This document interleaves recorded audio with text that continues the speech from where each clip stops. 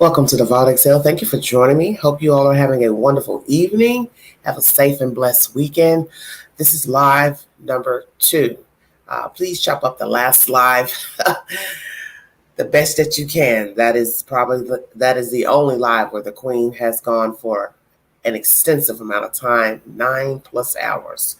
I don't even know how I did it, but I was up early, so people were talking and conversating during the live stream, and as you saw, depending on how far you got into that live, one thing begat another. But I thank you for tuning in. I thank you for your support, and I also thank you for tuning in. So as I said, chop up that last live the best that you can. It's worth all of 9 hours plus due to the content in that live stream. I want to thank my guests. I want to thank Jules, the canine handler. My prayers to her that she finds some type of resolution and peace of mind in and on her journey in life, because I could see that and hear she's a very emotional person, emotional creature, and she obviously is carrying the burden of this Sebastian Rogers case, and I just pray that she can come to some type of mental resolution with the case itself. And that's my brief message to her. I was sitting here listening to this nonsense pertaining to Rex Heuermann, and I oh my God. You think you can't be more amazed at human beings. And let me tell you, Queen has been around all walks of life, all kinds of people. And by no means am I a perfect person. I am not. I am flawed. But there is no way in hell I am going to support a damn serial killer. And with what has been revealed, the audacity of Asa to continue to support this thing is just disgusting.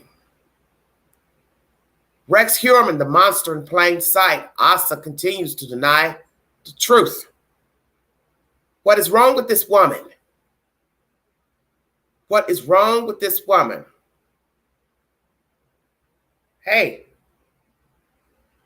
as they say, you like to go live, I'll make you a star. That's what I've learned about going live. You want to be famous, you're now famous. It's the way it is. It's the way it is. As they say, par for the course. In my own spirit, there's no way I'm going to sit here and think she has no knowledge of what has happened.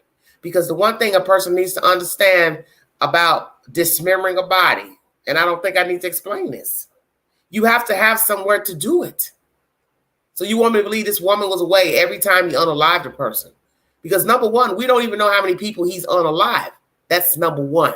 Number two, he's at victim 6. And in that count of 6, he has cut off hands and feet, head. So where did he do that? At a hotel? You want me to believe this? Yeah, 2 times hair has been found. But yet, girlfriend, she was gone 2 months. They got an excuse for everything. And her lawyer, you're despicable. You're despicable. That bullshit-ass response you gave, never once did you address the victims in your speech on behalf of Asa. It's all about her, isn't it? That's why I know she's just like Rex Heuermann. You don't even say, we are sorry to hear of these 2 victims who have now been announced. But all you want to talk about is where Asa was. I heard this bullshit last year. It means nothing to me. Because you want me to believe a person who is killing people is now on a timetable. They're on a schedule. They're only killing people when their wife isn't home. But yet when law enforcement raided the house last year, oh yeah, I'm heated tonight. She had nowhere to go. She had nowhere to go. Asa couldn't stay in an Airbnb, a hotel, nowhere last year. She camped out in the fucking heat while these people raided her house for 2 weeks. But yet when the people are murdered, all of a sudden she has somewhere to go. She's on vacation. But yet she couldn't find an Airbnb last year. I don't believe this. Somebody has to prove me wrong. Because as you're going to hear in this commentary, killers don't want to be caught. And he was meticulous. He had a manifesto at some point. Don't know if he kept the manifesto through the years.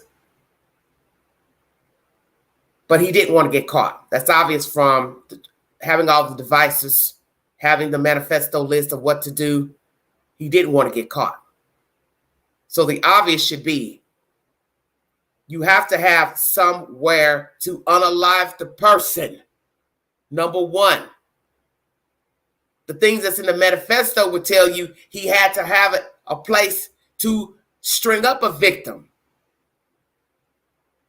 Number three, the obvious. In order to unalive a person, you have to have some space. You have to have tools. Well, where are you doing this at? In the back of your SUV? Come on now.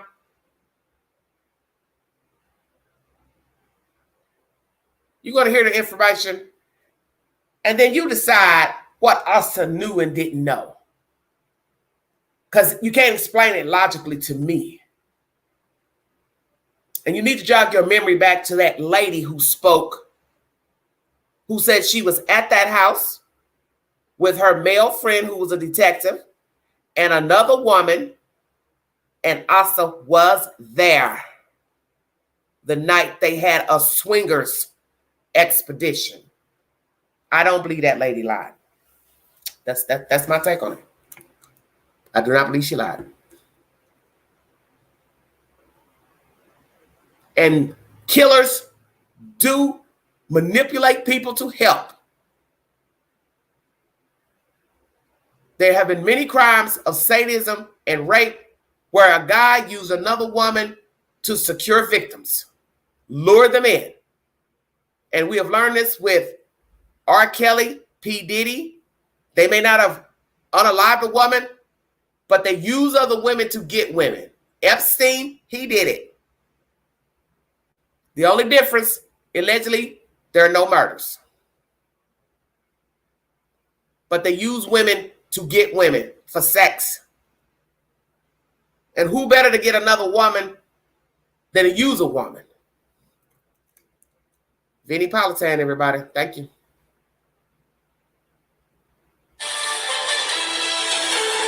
I'm Vinnie Politan. Thank you so much for joining us. This hour, I am just telling you up front, we're going to get into some details that were revealed connected to the suspected Long Island serial killer. Some of it is gruesome, is tough, but it's the reality. It's the reality of this case right now, where we're learning a whole lot more. He was back in court today. He's in New York, so you're not going to get video cameras, but there were some still photos taken of the accused killer inside court today. In the meantime, I want you to take a listen to the DA who spoke and gave us an idea of what they've uncovered and how they have now connected this accused killer to even more people. Take a listen. We have an individual who we are alleging, and again, these are allegations, meticulously planned and executed 6 separate murders. 6 murders, not 3, not 4. We're up to 6. I don't think the number's going to stop there. Mm-hmm. I think there's a whole lot more. Exactly. And we learned a whole lot more today.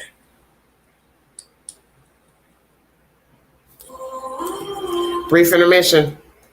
Yeah, she's supporting her husband. This is the same person who went about a month and a half. She didn't even go visit Rex Heuermann in jail.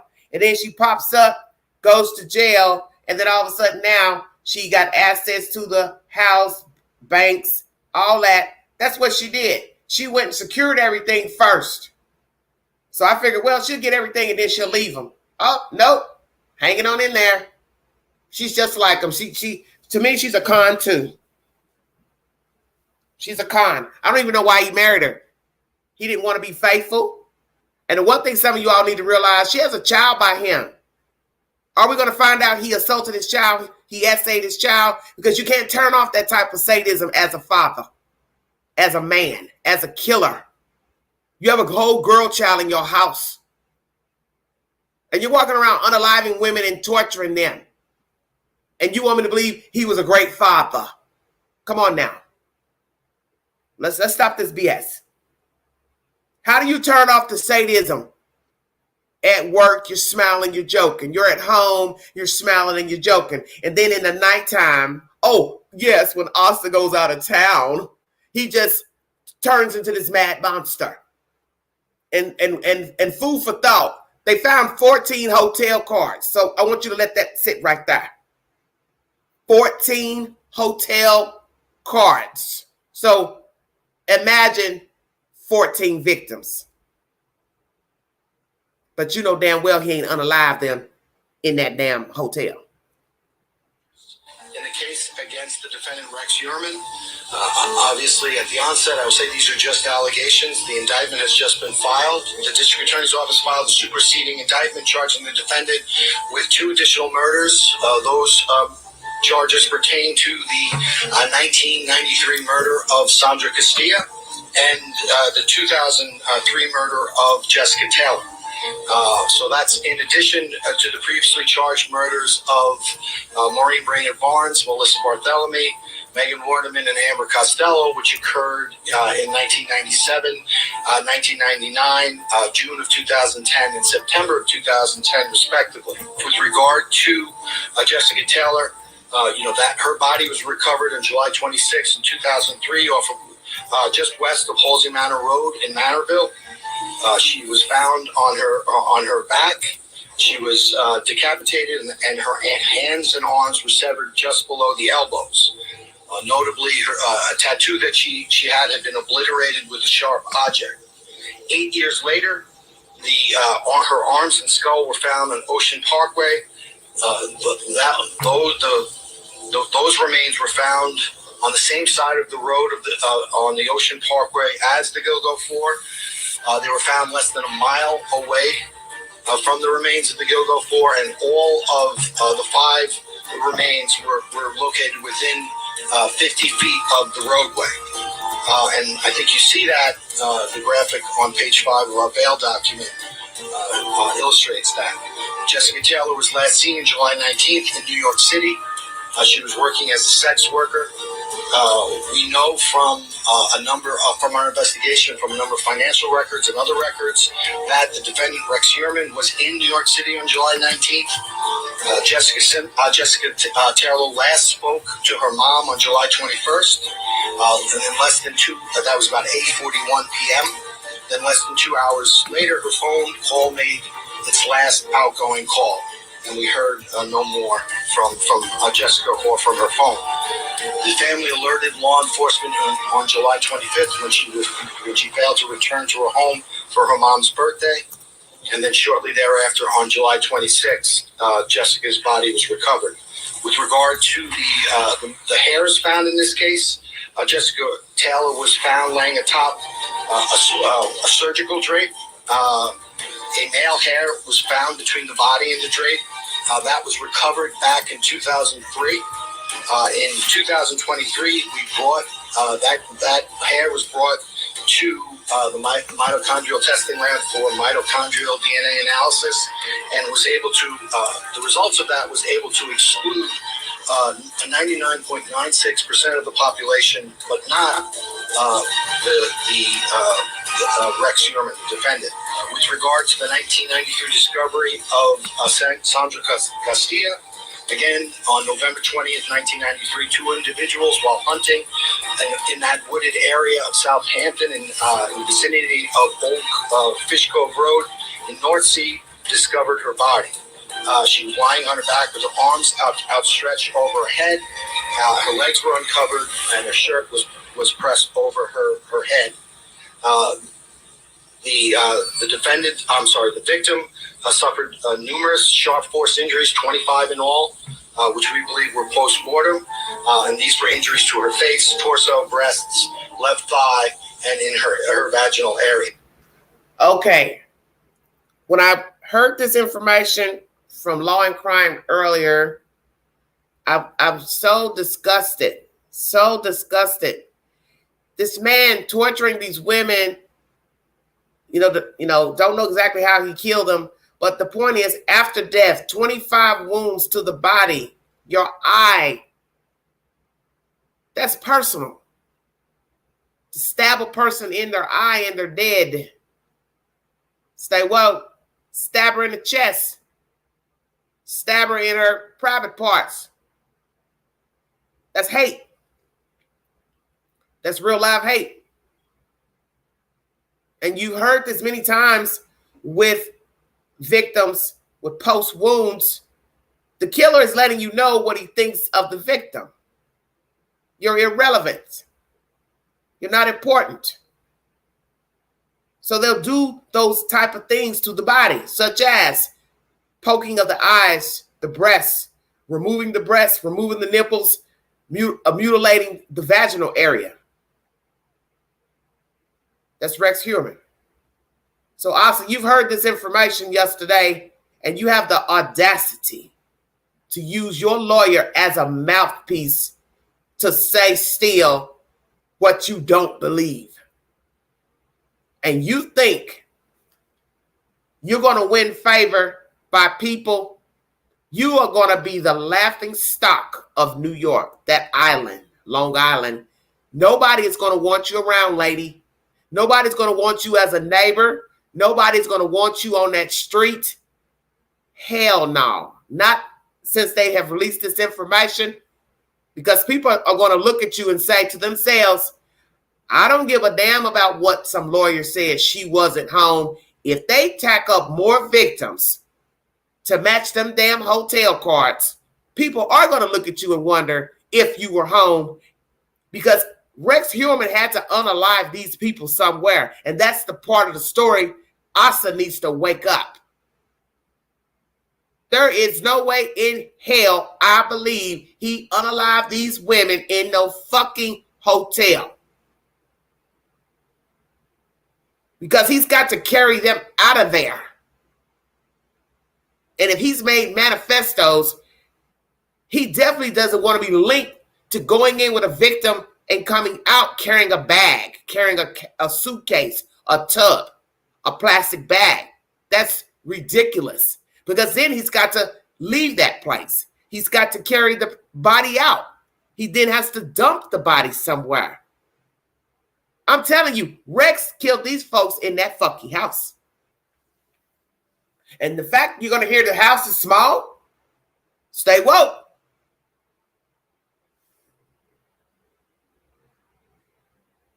He killed them folks in the damn house. And you ain't going to make me believe different. You're not going to make me believe he rented hotel rooms to kill the women in. It's too messy. Do you know how much cleaning you'll have to do?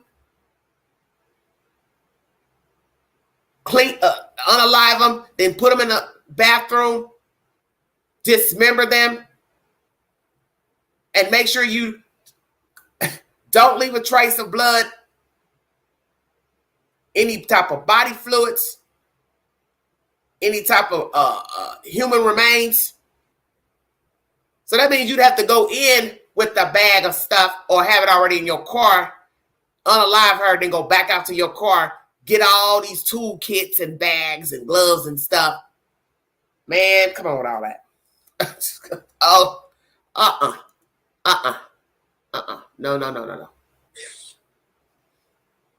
Now, we've also learned a lot more from yes, Marion. Notes from the defendant, his process for doing all this, and we're going to go through it, but I need some help. So joining us tonight, psychologist and author of The Minds of Mass Killers, Understanding and Interrupting the Pathway to Violence, Siobhan Scott is with us.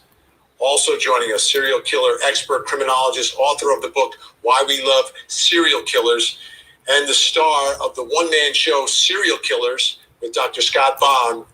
Dr. Scott Bond is with us. Thank you both for being here. First headline for me today was connecting this man to a murder back in 1993. Siobhan Scott, your thoughts about that, going back that far? Are you surprised? Because I think he's probably about 29, 30 years old around that time. Yeah, it actually doesn't surprise me, because what we know about serial killers is they often start in their 20s, sometimes earlier, but these are fantasies that they're enacting, and the fantasies start often in childhood or in their early teens. And when they have those angry, sadistic sexual fantasies that go on for years and years, yeah, it wouldn't surprise me that he started at that age. Wow. And Scott, I'm thinking about the way this was discovered, how it started in Gilgo, but then they have to put pieces of a body together. We're talking about scattered remains here. And I think what we're really learning is that he thought about this. This was not spontaneous stuff. There was a plan. Exactly. Absolutely. You have an individual here that falls into a category of serial killer known as an organized power and control killer. So this is a meticulous planner. And as I think you know, Vinny, I profiled this unknown killer for the New York Times newspaper back in 2011, and I predicted that he would be meticulous, highly trained, and educated. And if you think about it, he's an architect, right? He's trained in engineering, mathematics, design. Who has to be more meticulous in their organization than an architect? And he's used those same skills in both the abduction, killing, and disposal of his bodies. Now, something that was revealed in some of the papers that were filed in court today, what they uncovered from the suspect, I'm going to put this up on the screen. This is like his pre-prep, prep, and post-event checklist that he had. Pre-prep, vehicle inspection, Engage T1, which was Target 1, Recon for DS1, dump site 1, Locate DS2, Weather Report, Recon for video cameras, meaning surveillance videos, Recon the pickup zone for the video cameras, then the prep, set up the stage, a holding area, build a table, crossbar, hard point, then the post-event. He refers to it. And he's also misspelling words here, which is fascinating. Destroy the file. Right here, he is telling you he's done this at the house, Asa. He has done this at the house, his property, or he has another property somewhere else. Where are you going to put up a crossbar in a hotel room? I'll let that sit right there. Stay woke.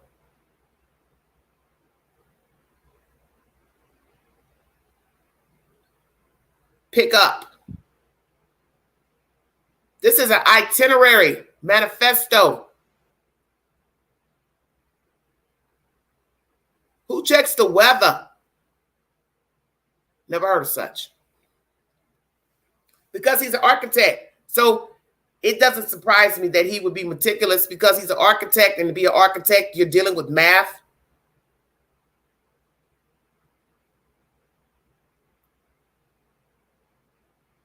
Educated mind.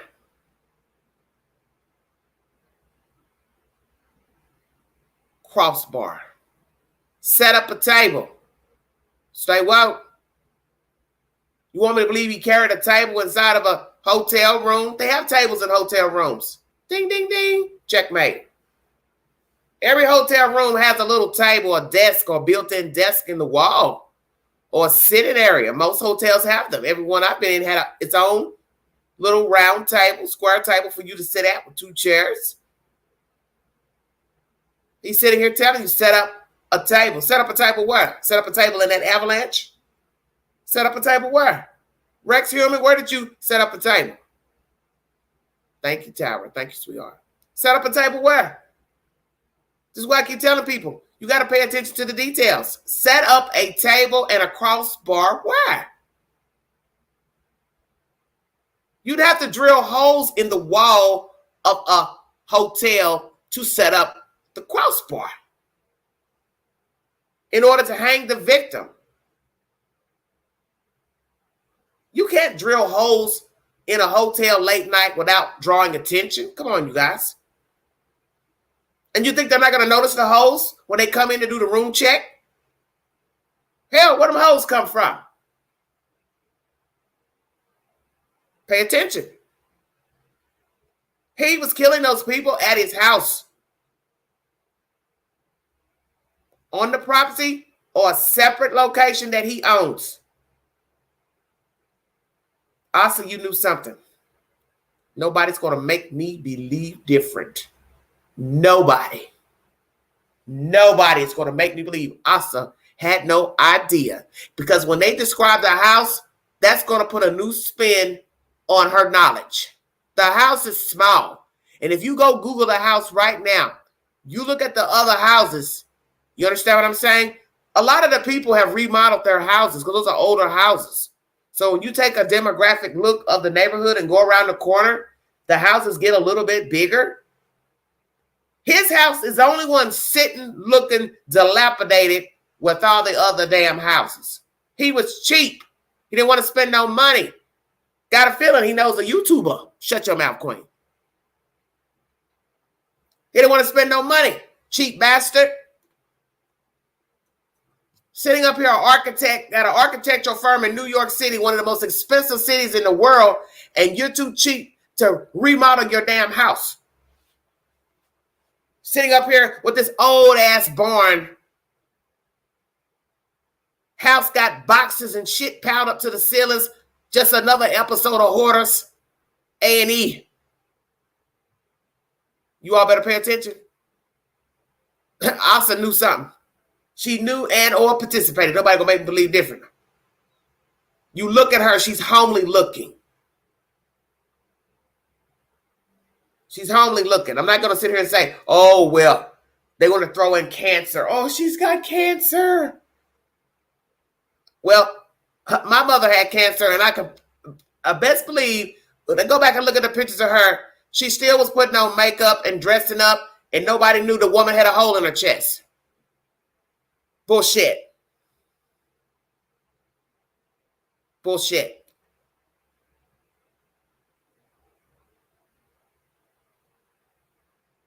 No.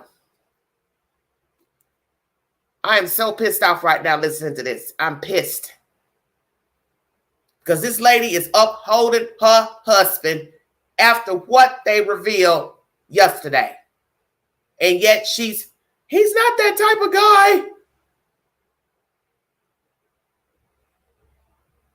And they're reading off the information, the manifesto, and she's still saying he's not that guy. Okay. Change the tires, burn the gloves, dispose of pictures, have the story set. Looking at these checklists, what jumps out to you, Siobhan? The obsessive attention to detail.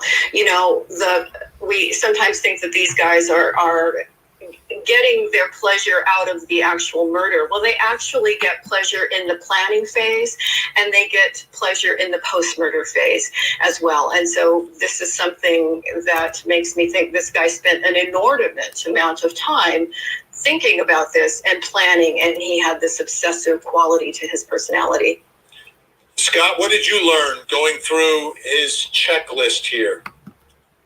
Well, similar to what Dr. Scott said, you have an individual here who is absolutely obsessed with the planning phase, and rightfully, as she said, I don't believe it was the killing per se that was the ultimate thrill. It was all of the anticipation that went into it. Yeah. And so he's like a power and control killer on steroids. I mean, he's even more of a planner than BTK was. And BTK also would plan and make drawings and anticipate and fantasize about his murders. And by the way, BTK also, his correspondence, especially with me, was fraught with misspellings. So there's an interesting little parallel there as well. So this is a man for whom this was an all-consuming process and lifestyle. This was his great work. In his mind, I'm sure that this was the body of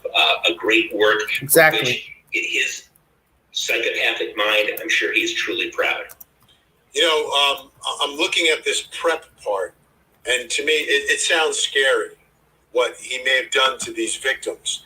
Set up stage, holding area, build a table, crossbar, and a hard point. Thank you. I don't necessarily know what. Use your imagination, Vinnie Politan. Where are you setting up a table, crossbar? Set the stage. Set the stage where? In a hotel? Come on, you guys. Fuck what Asa's talking about. That lady is just as guilty as Rex Heuermann. The evidence is right here. It's in his own words. You want me to believe somebody planted 350 devices in your house, Asa? Somebody planted 350 devices, drives, CDs, VHSs in your house. Who did that? Who did that? Go point them out. Go call the district attorney and say, I know who did this. I know who put the devices in there. I know who put all the burner phones in there. So, stop this. You sound like a fool. You sound like a damn fool. You're disgusting. You're just as disgusting as that big old lump of clay. Stinky, nasty. You're disgusting too. You're disgusting. And I'm telling you, lady, you better be very careful. Because you got to walk around Long Island, New York. We don't. You got to walk around Long Island, New York. You got to shop in Long Island. You got them 2 kids there. You got 1 disabled son.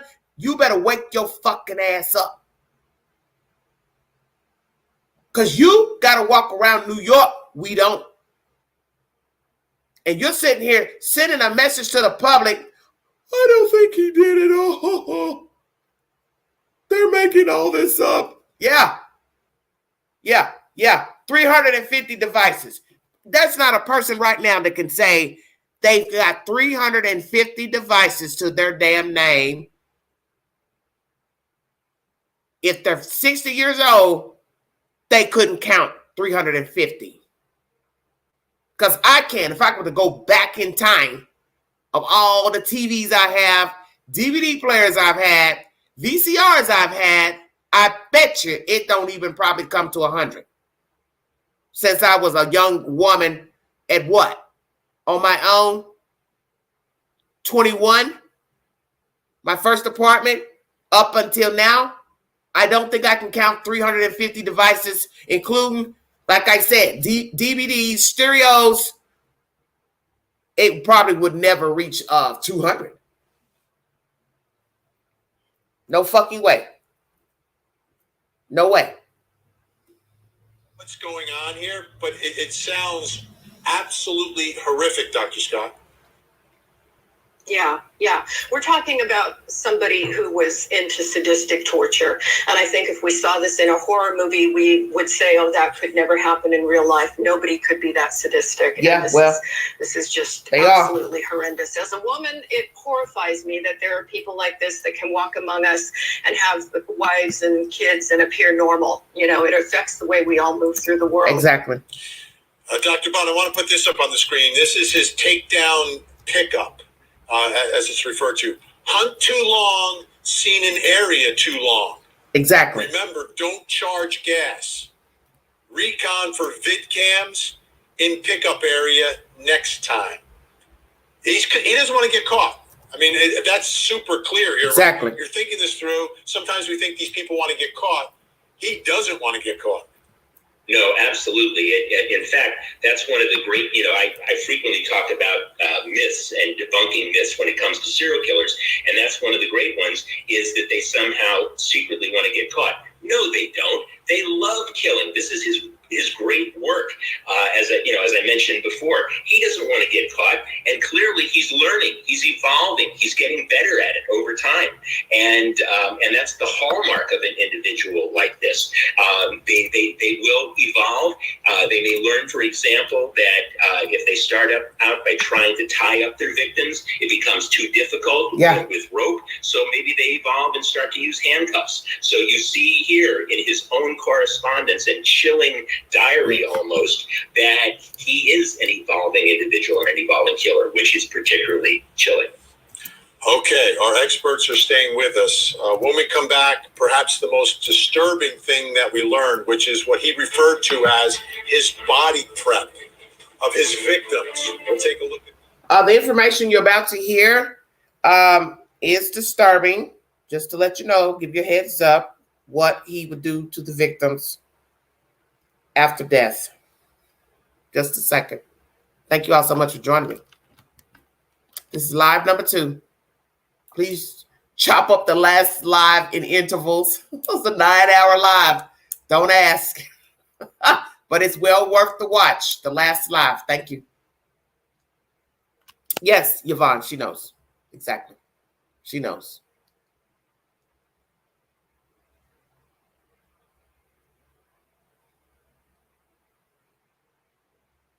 Yeah, because he could easily say, well, my wife knew, she helped. She participated in our orgies, sex orgies. Come on, stay woke.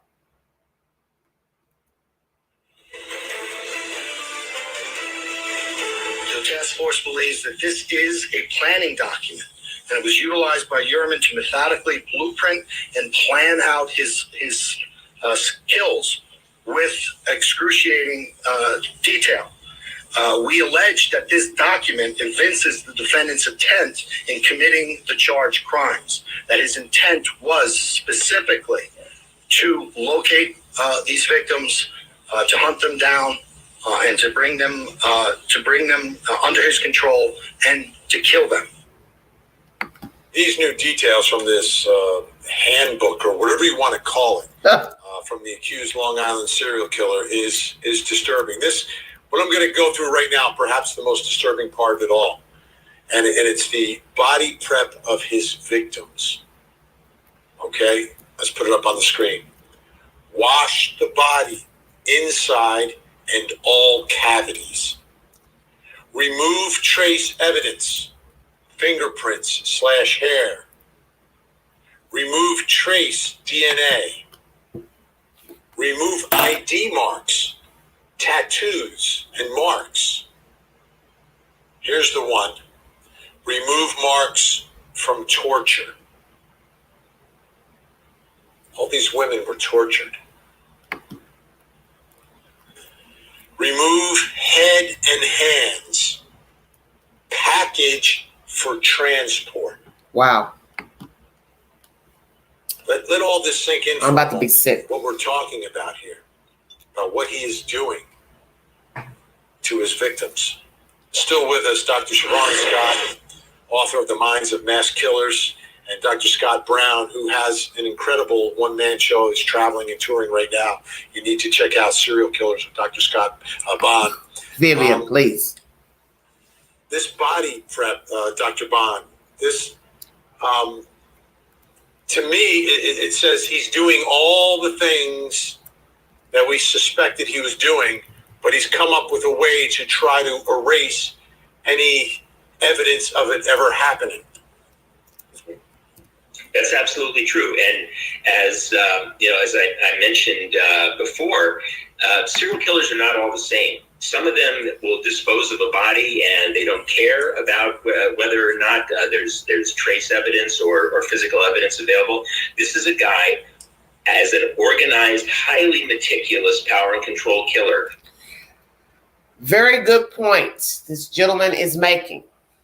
Most killers don't put in the extra work to clean up the body because they know, or they think they know, police won't find anything to link them because they don't know the victim.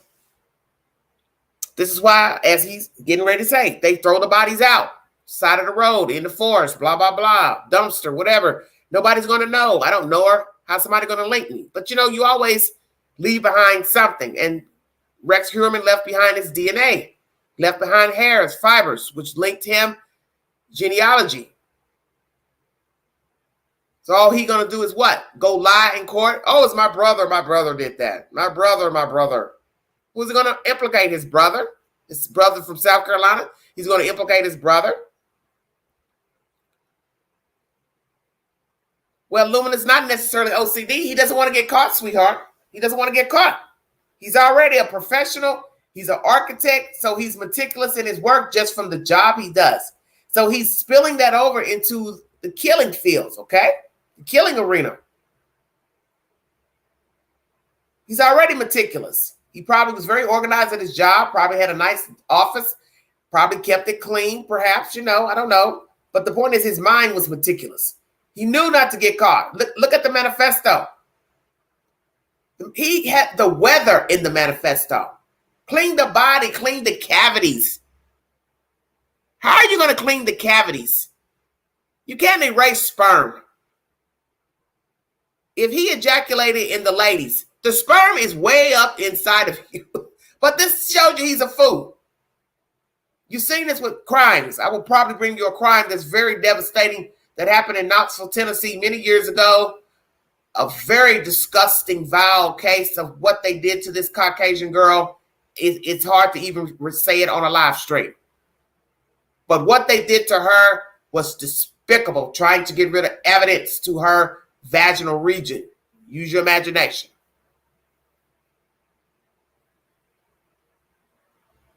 Can't get rid of it. You've had sex with him. You've ejaculated. But you can't go up in there and get the you-know-what out. Come on. He's a fool. The stuff he did to the bodies after death is vile. So in your mind, when you hear this information, you're going to say, well, damn, you're going through all this trouble. What's the point in killing them? As they're telling you, it's the buildup. It's the hunt. It's making the list. It's the searching for the victim, watching the victim. You're going to hear that information. He's probably watched one of the girls. Oh, I like her. She's petite. All the girls were petite. Stay woke. No tall girls. No 5'8", 5'9". Oh, no, he needs them itty-bitty, little bitty spiders. Of course. Easier to control, dominate, choke out. They didn't stand a chance with him. And even if they were my height, it's nothing you can do with somebody almost 7 foot. Come on. Big ass man.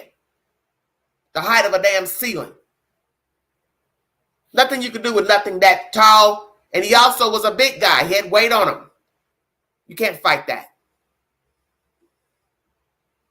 Who wanted to erase any trace of his involvement, and this just demonstrates the nature of his pathology and his psychopathy, that he would go to such an extent in his planning, even more so than BTK.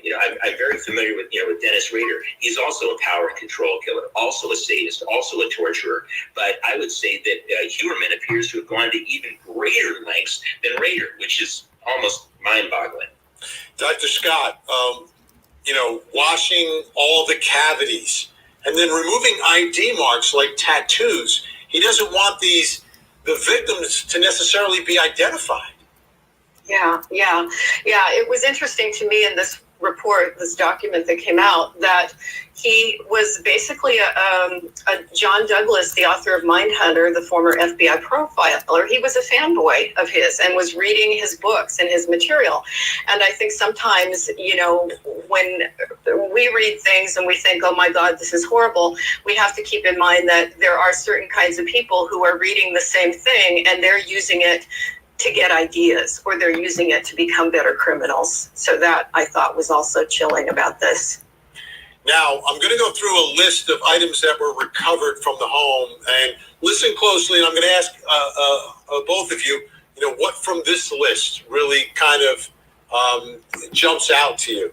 So you've got 15 different types of cameras recovered, 27 computers, 58 internal hard drives, 22 external hard drives, 46 cell phones, Good God. 9 Wi-Fi routers, 44 SD microcards, 17 tablets, 42 USB devices, 8 laptops, 50 hotel cards, 4 GPS devices, 11 music devices, 36 SIM cards, 33 miscellaneous items, and 647 CD floppy disks, VHS, or miscellaneous tapes.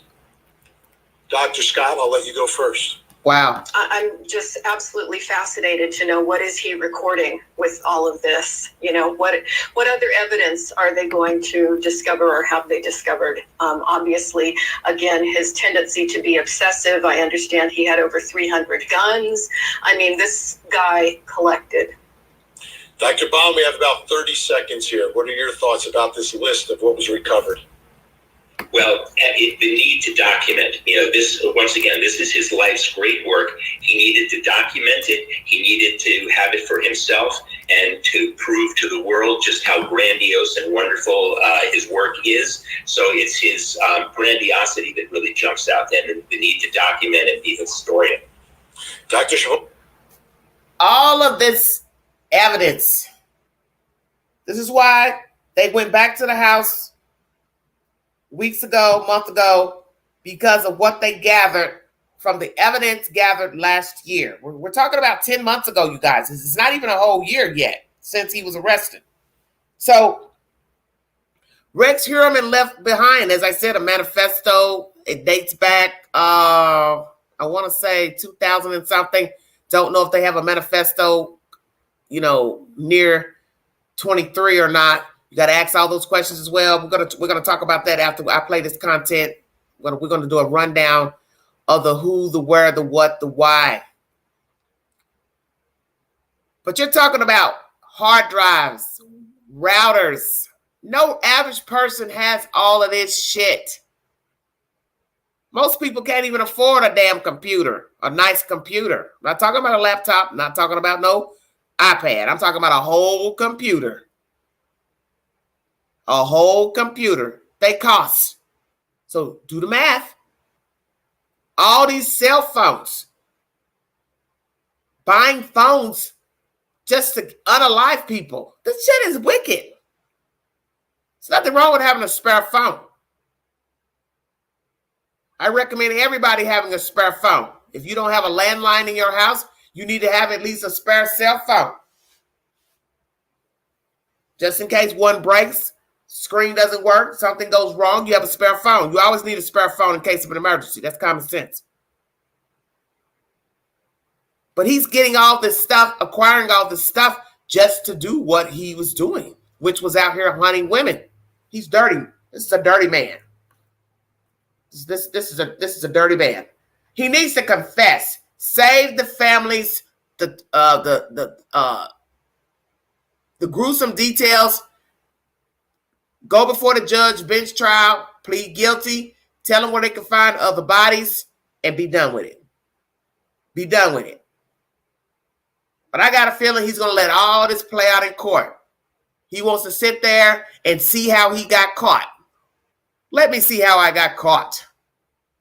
Oh, they saw me in that truck of mine.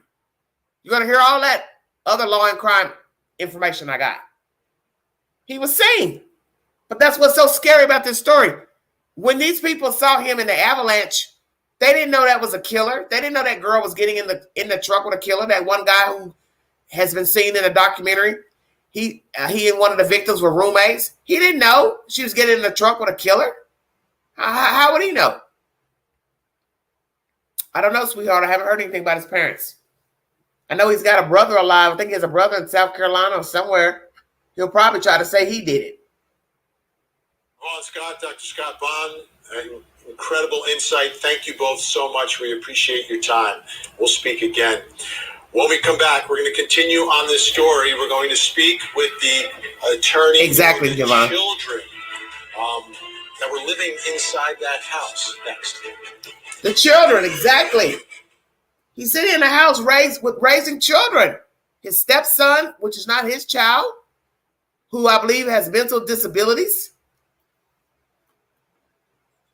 The victims and their families, and hopefully providing them with that small measure of closure.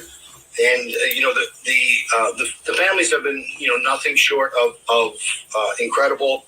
The way that they continue to support their loved ones and each other is really inspiring to us and really helps us to keep coming in and working this case as aggressively as we've been doing.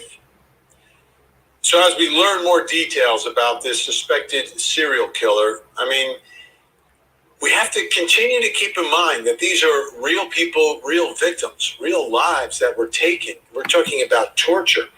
And now these families are learning many more details as we're learning all of these details. This is real. Like, this is not something that we're watching on a movie or a television series. This is actually happening, as hard to believe as it is, as we learn these details. Now, another part of this story, another huge part of this story, is that this accused killer had a family, still has a family, but trying to put this together, like, how does that work? Well, here's a statement from Asa Ellerup, the estranged wife, that was released today. Let me put it up on the screen and read it for you. Today's indictment further illustrates that Asa Ellerup has no involvement in any of the alleged crimes that her estranged husband, the accused killer, has been charged with. Ms. Ellerup married the accused killer in 1996. She was not residing with the accused killer in Massapequa Park domicile in 1993, the year Ms. Costella was murdered. Moreover, according to the government, at the time of the death of Ms. Taylor, Ms. Ellerup was once again not in the jurisdiction. As we have previously stated, if the accused killer committed these homicides, he was living a double life that Ms. Ellerup was unaware of. After 27 years with the accused killer, Ms. Ellerup maintains the belief that her estranged husband is not capable of committing these heinous acts. Bullshit. And all this still in light of the charges, the Exactly. basis of the charges, things that were taken from the home, all of this, still not believing that he is capable of it. Joining us right now in Stony Brook, New York, family law attorney and the attorney representing the children. I don't care what Asa is saying. Who cares? You weren't there in 1993. He didn't marry you until 96. I could care less, lady. This man had to have somewhere quiet to unalive the victims. You hear it here in the documents. It's in the charging documents. Crossbar. Set up a table. Where would he be doing all of this? It's not in a hotel. Just stop it. Stop it. Stop it. Stop it. Stop it. Stop this nonsense. Not the accused killer. Vest Midtev is back with us. Vest, thanks so much for joining us tonight. I'm sure it's been an extremely busy day. Everyone's calling you. Everyone's knocking your door, so we do appreciate you coming on. Reaction to these new developments. The children, what are they thinking tonight? Where are they in all of this? So, All right, we're going to stop right there and let let this guest say something right quick before I play the rest of this information. AK-40. Hello. Hey, Andrew, what do you have to say before I play the next content? Well, I mean, so now they charge them for 2 more bodies, right? Mm. So how much? How many is that now? 6. And I was just talking. Me and my friend were talking today about this case, and I'm like, I'm wondering.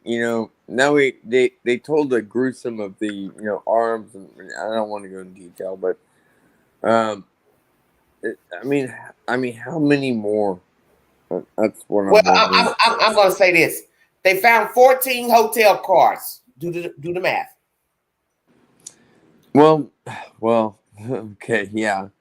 But that's what scares me. I mean, it's like, I think that one family said, they didn't know where their daughter went, Yeah, of course not. Of course not. Especially for a person, especially if it's a working girl, you're not going to know where she's going. She's not going to call somebody to say, "Oh, hey, I'm over here at Hotel 6 on Highway." Yeah, No, okay, they're not going to do that. yeah, and that's their choice of life, right? But Exactly. but I mean, they do have friends. I mean, we all do. Yeah. Well, see, this is why the men choose street workers. They feel like they're irrelevant. They're drug addicts. They're trash. Yeah, they don't have Yeah, relatives. they don't have family. Nobody knows. But he They're doesn't know easy, that. kind of He doesn't easy know if target. they have children, if they Yeah. go home to a family, they Like an talk to easy their target. mother once a week. He doesn't know that. But it can go beyond that. Now we know these days, right? I mean, they can get on the internet and just find you. But Nathan, I hadn't heard of that. Mutilation photos was open on Asa's kitchen. Well, that means they don't care if that's true. I haven't never heard that before, so I can't, verify that information. But I think Asa knew. So let me ask you this: do you believe the wife was complicit or knew of these women? oh, I definitely. I mean, in your own house, there's no way you can't smell something. Yeah. Believe me. Hey, Kimberly. I mean, seriously. I mean, do you think he there's made another case out there that you can't. I mean, you can't be looking away, staring in a corner, maybe in a computer, but no, you can't without turning your neck around and not knowing what's going on. Yeah. Well, let's go here. Do you think he essayed his daughter? He has a daughter with Asa. Could be. I mean, it could be possible. I mean, I think some It's could be possible. Did you hear me? Did you hear me, Andrew? Huh? I said it could be possible that I got cut off. Okay, yeah. Because how do you turn that off? How do you turn that off? The sadistic side of you. How do you turn that off? You're going to work. You've been around friends. You're going to parties, functions. How do you turn that off? How do you turn that sadistic side off? He's probably, he's looking at porn. He's looking at all type of torture porn. How do you turn that off? Walking around the house with 2 women, a child and a girl child. How do you turn it off? That's a really good question. I'm not really. I mean, honestly, I'm not into porn, but I'm a religious person, but I don't like. I mean, there's people of addiction of whatever it may be, and that's not. I'm not making an excuse for being a serial killer, but I mean, obviously, it kind of runs in together in one way or another. In a way, I would think, but that's my own theory. But I don't. Oh my gosh, I don't know. I was explaining to my friend. I'm like, I can't. I never had kids, and I never had the opportunity. I wish I did, but and I watch and I hear about this. Any kind of crime, it doesn't matter. But this guy was methodically. He even has does that they come out that he has a he written down this stuff manifesto, yes. Oh my gosh. So he thought he was so above and beyond. Yes, invincible. I'm not going to get caught. Yeah, and then he can. I mean, that's why I'm so creeped out because, there's. I mean, not saying everybody, but there could be somebody right next door, and I wouldn't even know it. And that's the point. Very well said, Andrew. The point is, he is one in at least 200, I'm sure, working serial killers. He just so happened to be apprehended. Do not know if he was working as a serial killer at the time of his arrest last summer. But the point is, he has stalked Long Island in New York City and God knows where else, because you got to ask all those questions too. Are there other jurisdictions? He is one in probably 200 or more that are stalking America. That's why I want you all to please check out my last live pertaining to truckers.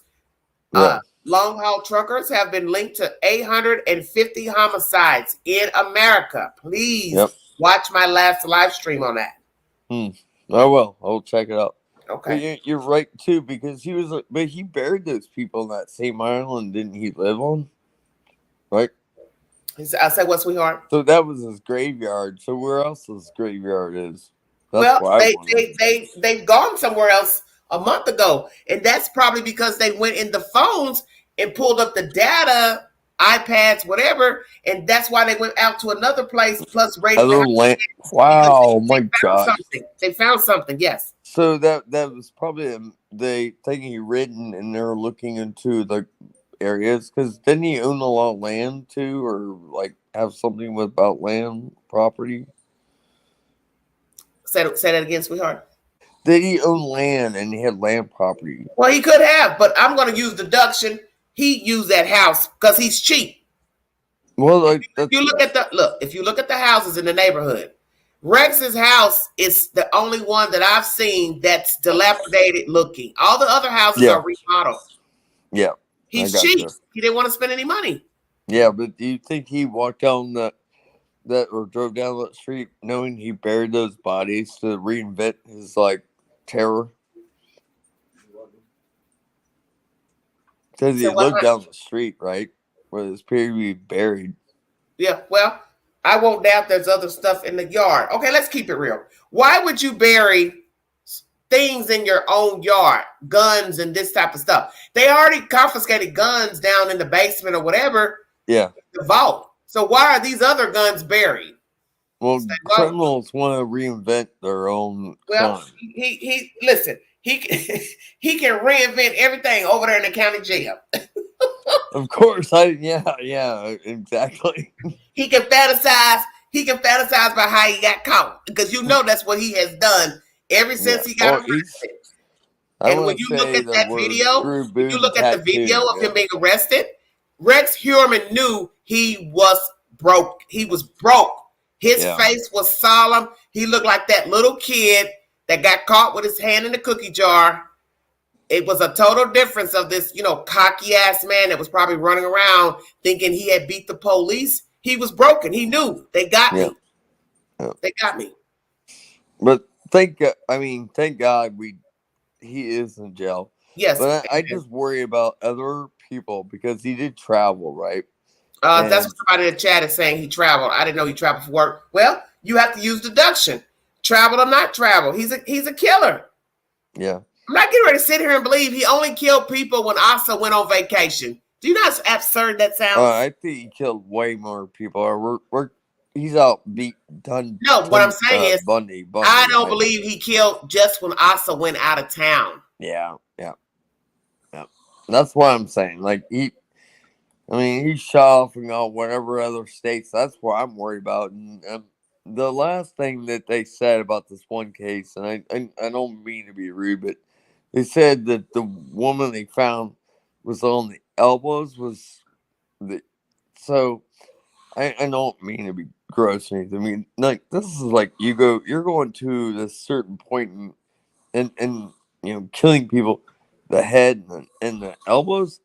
I mean, you're methodically really thinking to get rid of evidence, but they found the whole complete body, which is great. Okay, well, Andrew, so let's go bury her in one piece. Andrew, shit. Andrew,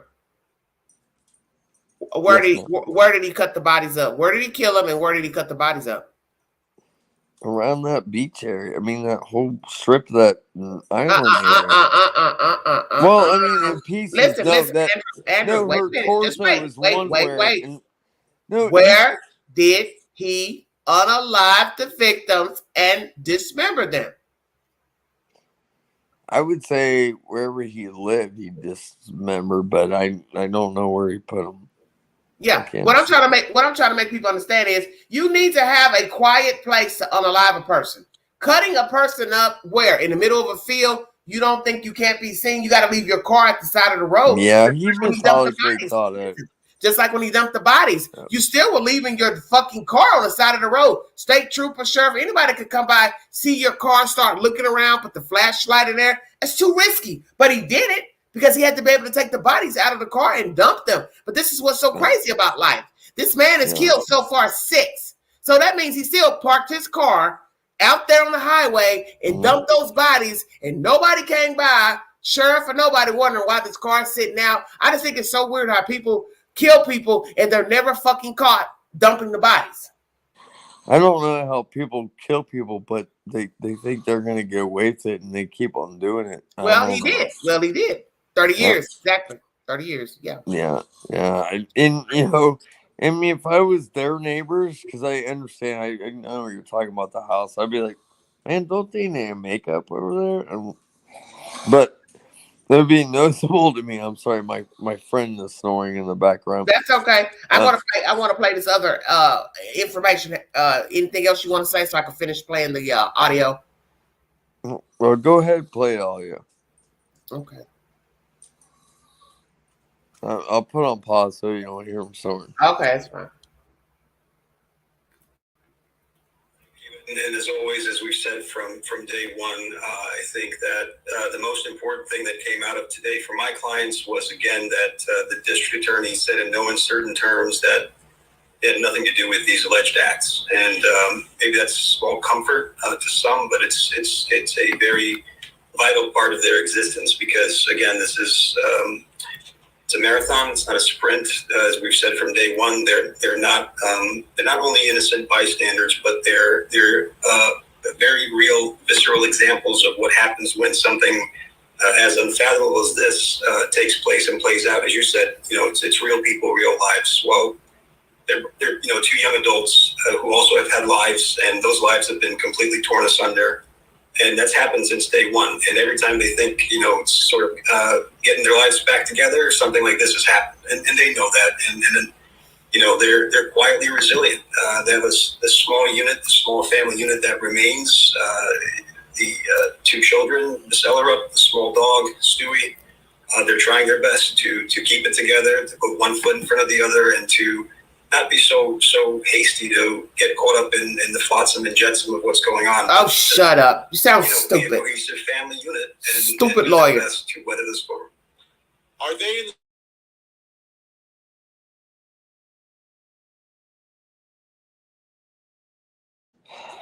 in Between my friends snoring really loud and listening to that guy, I'm like, oh no. Well, I got you off. You got to unmute. Well, I'll say this, you know, when we look up at the night sky and here in Stony Brook, it's obviously nighttime, and we look up at the stars. These are not the stars that are there today, right? That's the light of a million or billion years coming back that we see now. So the only connection that they have is that they are children of Mr. Heuermann, and they were not part of these acts as alleged if and when they happened. And all they have now is that these acts are coming back from the past, and they're tied to that because of the family ties that bind. But, you know, they're part of this dark vortex is only because they're his children, and the only person that they've known their lives is him as their father. So until and if there's a conviction by 12 jurors in a Riverhead courtroom with all the protections of due process, that's what they're going to, you know, that's the stance they're going to take because they have to, because he is their father. And it's multifaceted, right? It's not as simple as we want to make it. And we can prognosticate and speculate on why allegedly these were done or what involvement he had with these people. But at the end of the day, he was also an architect, a businessman, and the father of 2 children who are now young adults. And I, you know, my heart goes out to them and my hat goes off to them because, you know, you or I, and I've said this before, but I'll say it again, I think lesser people would have crumbled. They would have vanished in the dust. This man is making me want to throw up. You are sitting here talking about what the detectives are doing, but you have said nothing about the victims. Oh, sorry about the victims. Sorry you all have linked number 2 to Rex Heuermann. You don't hear nothing about that. No condolences or nothing. Just Asa. Marsha. They don't have nothing to do with it. They don't got nothing to do with it. She was gone. She was gone. I don't give a damn what you're saying, sir. You are not going to make me believe this killing machine only killed women when Asa went out of town. Just stop it. Just stop it. You can't kill people like that and turn it off. You get away with it one time, you cannot wait to do it again and again and again and again and again. Oh, I gotta wait till my wife goes out of town. But yet, like I said, they raided her house last year. She slept out on the fucking front porch. She slept out on the front porch of her house with her 2 kids, a disabled son and a daughter, instead of getting a damn hotel. And I'm supposed to believe he's killed all these people while Asa was out of town. Come on now, stop the bullshit. Just stop it. And we don't even know how many more victims there are. By mere fact of being associated with this. And they have not. They have bravely faced every kind of searing adversity, from the media camping out outside their house to their whereabouts being tracked, to the police ransacking their house, turning it upside down, not once but twice, and removing, vital items from their house that they needed. There were refugees in their own front yard, basically. They're refugees now. Oh my God, I'm about to throw up. You need to shut up. You don't make sense what you're saying. They're not refugees. Stop this. You sound stupid. They're not fucking refugees. They took stuff they needed. Like what? The plumbing? Oh, yes. Yes, they need to take a bath. Well, when we look at Asa, no disrespect if she has cancer or not, Asa looks unkempt. Every picture you have of Asa, she doesn't even have a brassiere on, except for when she went to court for Rex Heuermann last fall. She finally put on a damn bra and got her hair cut and put on some lipstick. Other than that, Asa's been walking around without a damn brassiere on. Flapping her titties around, don't give a fuck. Walking around with sweatpants and long sleeve shirts in 100 damn degree weather. It was hot last summer. Ding, ding, ding, ding, ding, ding, ding. New York gets hot as well. She's walking around in jogging pants and a fucking long sleeve shirt in 100 damn degree weather. Let's just stop this shit. Or you're sitting here, no respect for the dead. You haven't said nothing in this commentary to Vinnie Politan about the dead people. My condolences to their family, but Asa's not involved. You said nothing about the dead people. All you're doing is talking about this hag. Well, we've got an itinerary. She wasn't around. She was gone. Well, I tell you what, buddy. I tell you what. You better hope like hell they don't link Rex to those other dead people out there at Gilgo Beach and in that area. I'm still here. Because I'm listening. They found 14 years of 14 hotel cards they found. So you better hope they don't come up with no other people linked into the hotel cards. Because you're going to now have to explain 14 visits of Asa being out of town to the victims. Yeah, checkmate. You got to be ashamed of yourself sitting up here talking this damn bullshit on court TV. Well, they continue to go through. I don't think we have the time here. Many, hours. It would take us an untold amount of hours. Yeah, she's empty. What's actually happened, and we have a front row seat, and they'll continue to do that. As I said before, it's a grim marathon. They're going to continue to play their part, and their part is to be a cohesive family unit and wait for this process to resolve in a courtroom, not in the court of public opinion. The searches, and we've received more information that was released in some documents that were filed with the court about computers and electronics and things that were seized from the home. And it just seems like massive amounts of cameras and computers and cell phones and everything else. What was the situation in the house? Was part of this house just like off limits to anyone else in the house? Well, the situation, it's a very small house. I think it's been widely reported, so I'm not saying anything new here, but it's a very, very small house. And as far as the second search goes, again, although it was much narrower in scope and in time, and it was conducted with, a much more nuanced approach than the first time around, which was obviously, we've said in the past what we thought that search conducted, how it was conducted, and we took issue with that again. All I can tell you is, again, that, even this... Oddly enough, I would say, nothing in today's press conference, nothing in today's bail application that was produced by the people sheds no light whatsoever on any additional items that may have been removed from the house the second time around, which is curious in a way. And again, more items were taken, things that have nothing to do whatsoever with the investigation, such as brand new books that Victoria bought. Things like that, so again, the house that they're going to come back to at some point is, again, a crime scene, and it was a crime scene, and it might be a crime scene in the future, and they have to deal with that uncertainty, which is... Oh, blah, blah, blah, blah, blah. Well, go buy our house. You're a lawyer. You got money. Go buy our house. As someone in the chat said, she got money from the documentary that is being filmed about this. So Asa needs to get off her lazy ass and go put money down on a house or a condo and buy a house. The fuck?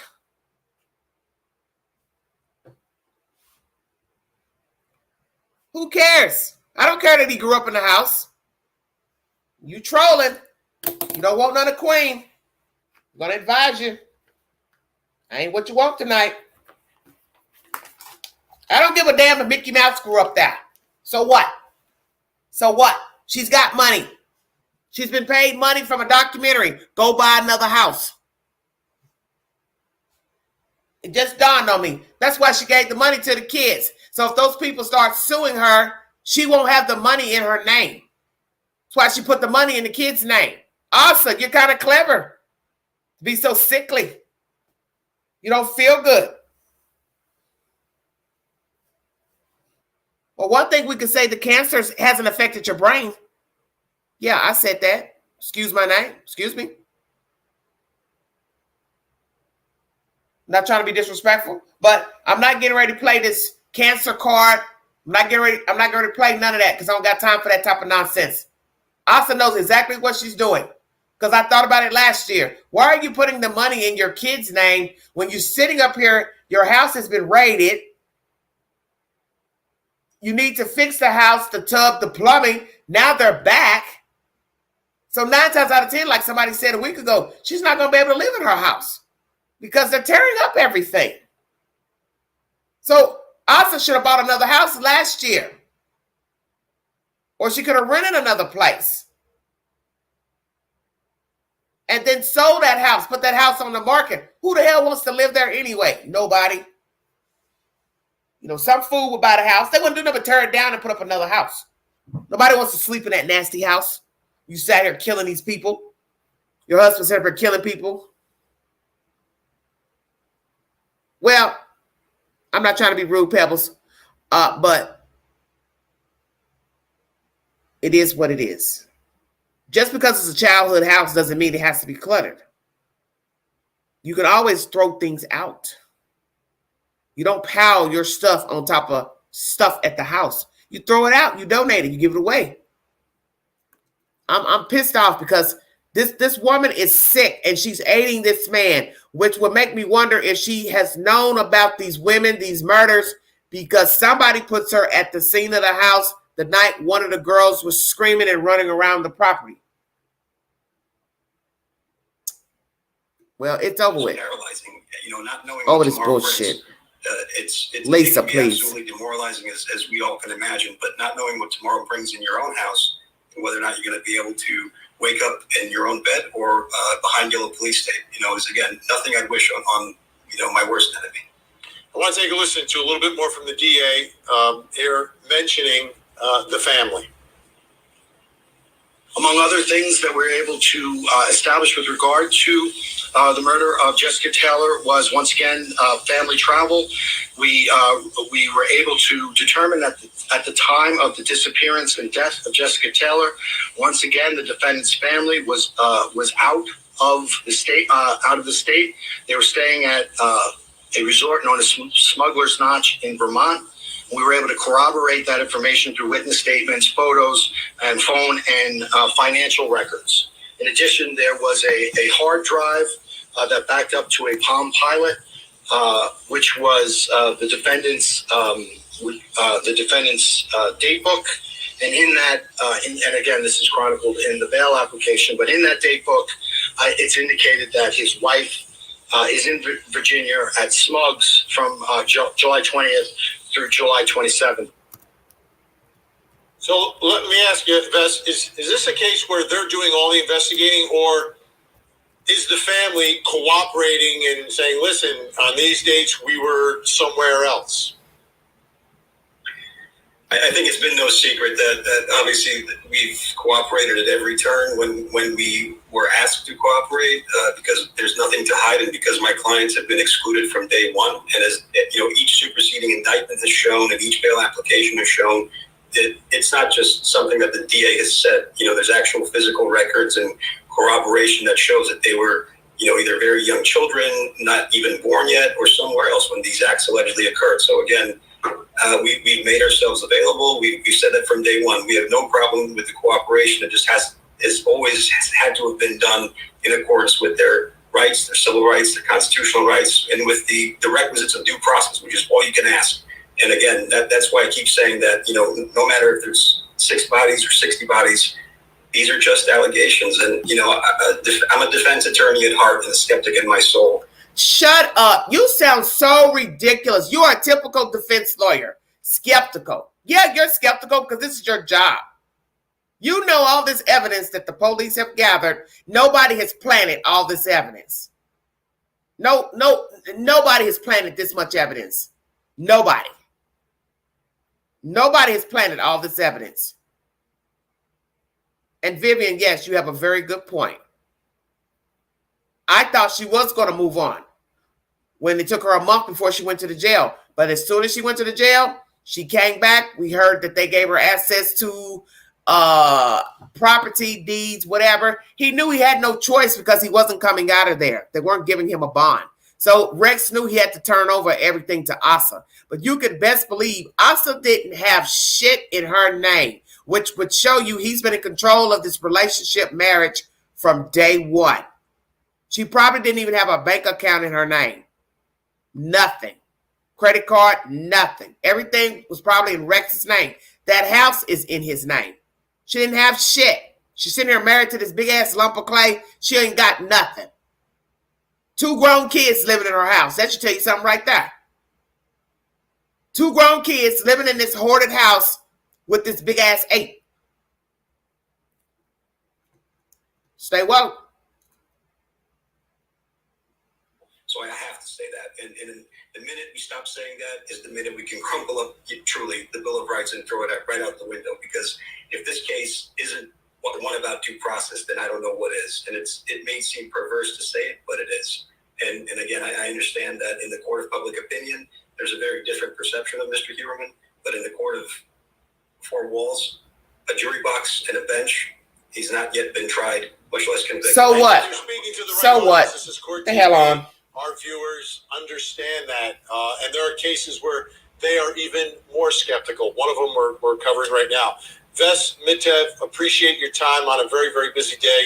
Thank you so much. Don't bring him back on your fucking show. Fucking idiot. When we come back, we're going to turn our focus onto the victims and their families. Nobody cares. So what? All that evidence? Are you serious? Oh, the court of public opinion is he's guilty, but hey, you go into court of law? Yeah, they'll be in court all day trying to run through all that evidence. Better hope the jury don't fall asleep listening to all this bullshit. Excuse my language, I'm pissed off. This is ridiculous. And this lawyer, he has no respect for the dead. Everything's about Asa. You gotta be ashamed of yourself. The girls are dead. TV shows ever. This is crazy. Yeah, it's too much evidence. No stranger brought all that stuff in there. No stranger brought all that stuff in there.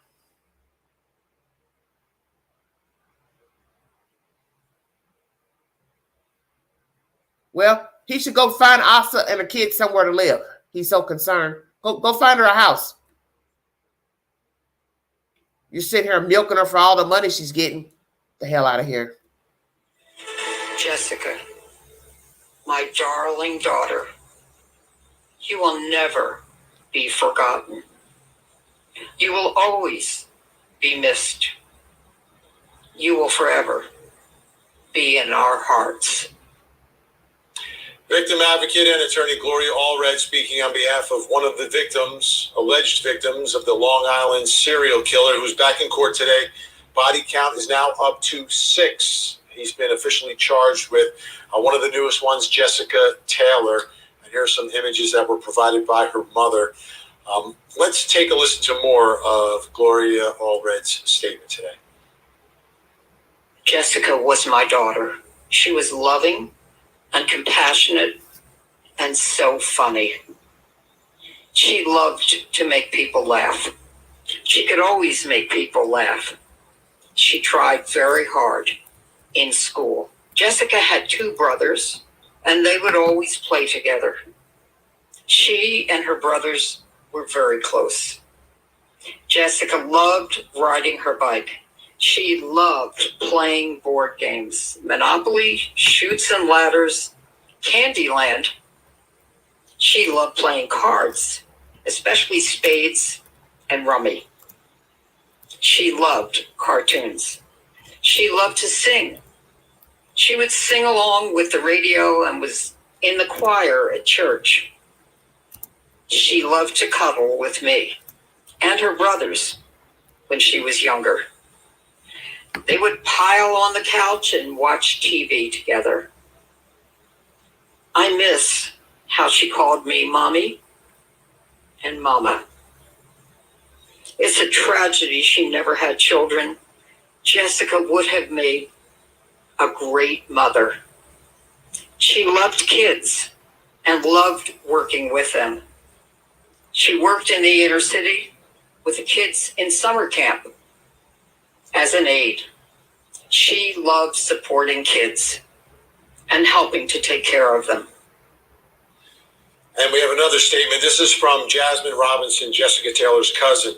Jessica was a beautiful person. Simple memories such as sitting down to dinner together, drawing pictures, dancing, jump rope, and sleepovers with her and my sister are memories I cherish. I was lucky to share my childhood with her, and I wish every day that we get the chance to create more memories. When I think of her, I see her smile first, big and bright, lighting up her face, beaming through her beautiful eyes. Jess was somebody that I looked up to. She was a force, one of the strongest women that I know with a heart of gold. She was and still is loved immeasurably. When her life was stolen, a light went out. She is forever missed. This year has been 21 years since she was taken from us, longer than the chance she got to be alive. I can't express what this day means after waiting and hoping for answers. Joining us in New York, the attorney representing the family of murder victim Shannon Gilbert.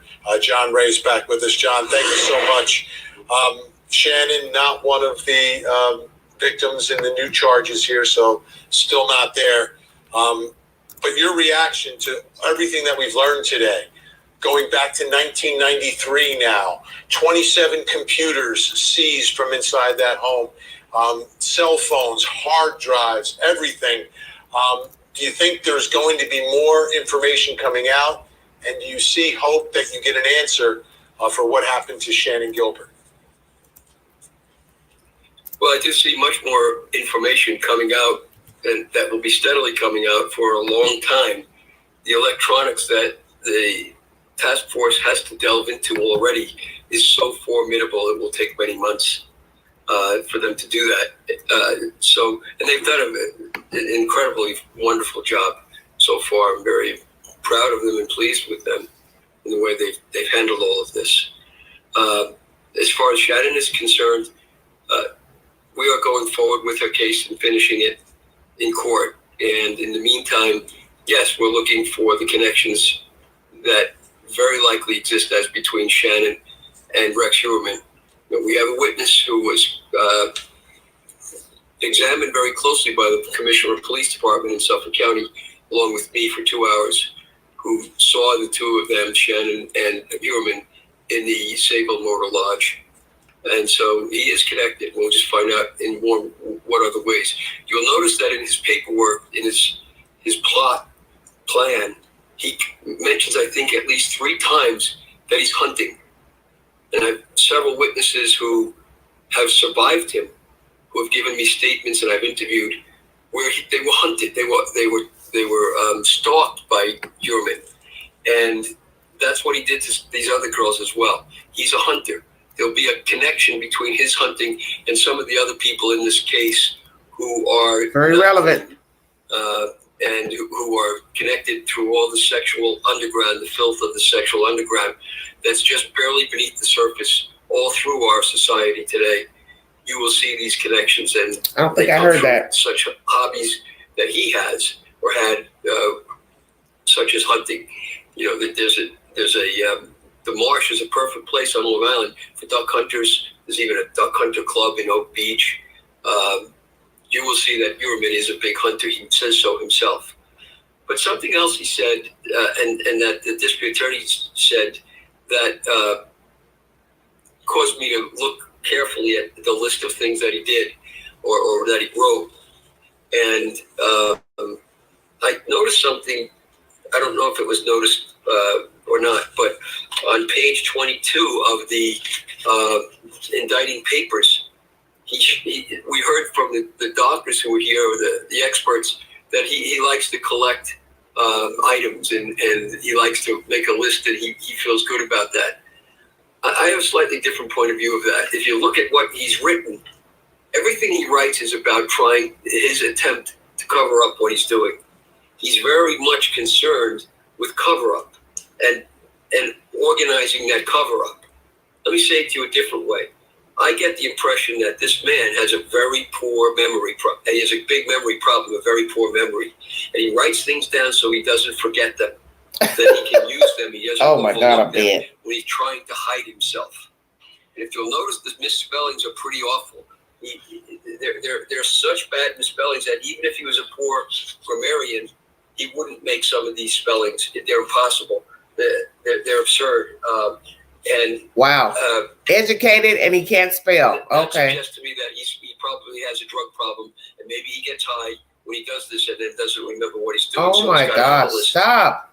But here's the thing that I noted under on that page 22. If you look at what he lists as supplies, and what amongst which he has lye and acid, so that the bodies rot much more quickly. He had the only thing he lists where more than one human being would need them or use them on his list is hair nets, plural. Hair nets, plural. Oh, Lord have mercy. Somebody else besides him needs a hairnet. Wow. It's the only time he ever says that. John, we're out of time for tonight, but we're gonna well, talk about. He could have wanted to wear the hairnet himself. It's television, unfortunately. We have these breaks. It's, we appreciate your time. No, you're not rambling at all. It's all significant, important, and great insight. We appreciate it. Thanks so much, John. Okay. All right, you hear John talking about that. He knows he's been living this case and story for so long. All right, before we go, we have a missing child who needs your help. Please take a look at your television screens. This is Catherine Allen Noblet, missing out of San Antonio, Texas, only 15 years old. Please take a look at her face. If you see Catherine, pick up the phone, make the call, 911, 1-800-THE-LOST, or you can call the San Antonio Police Department in Texas.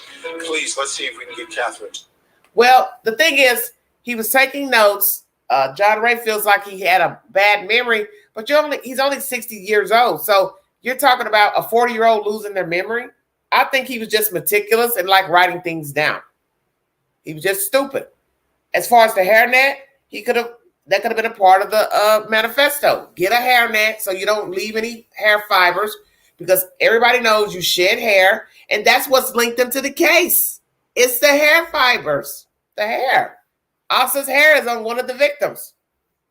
So I can see him wanting to wear a hairnet, but you see it didn't do any good.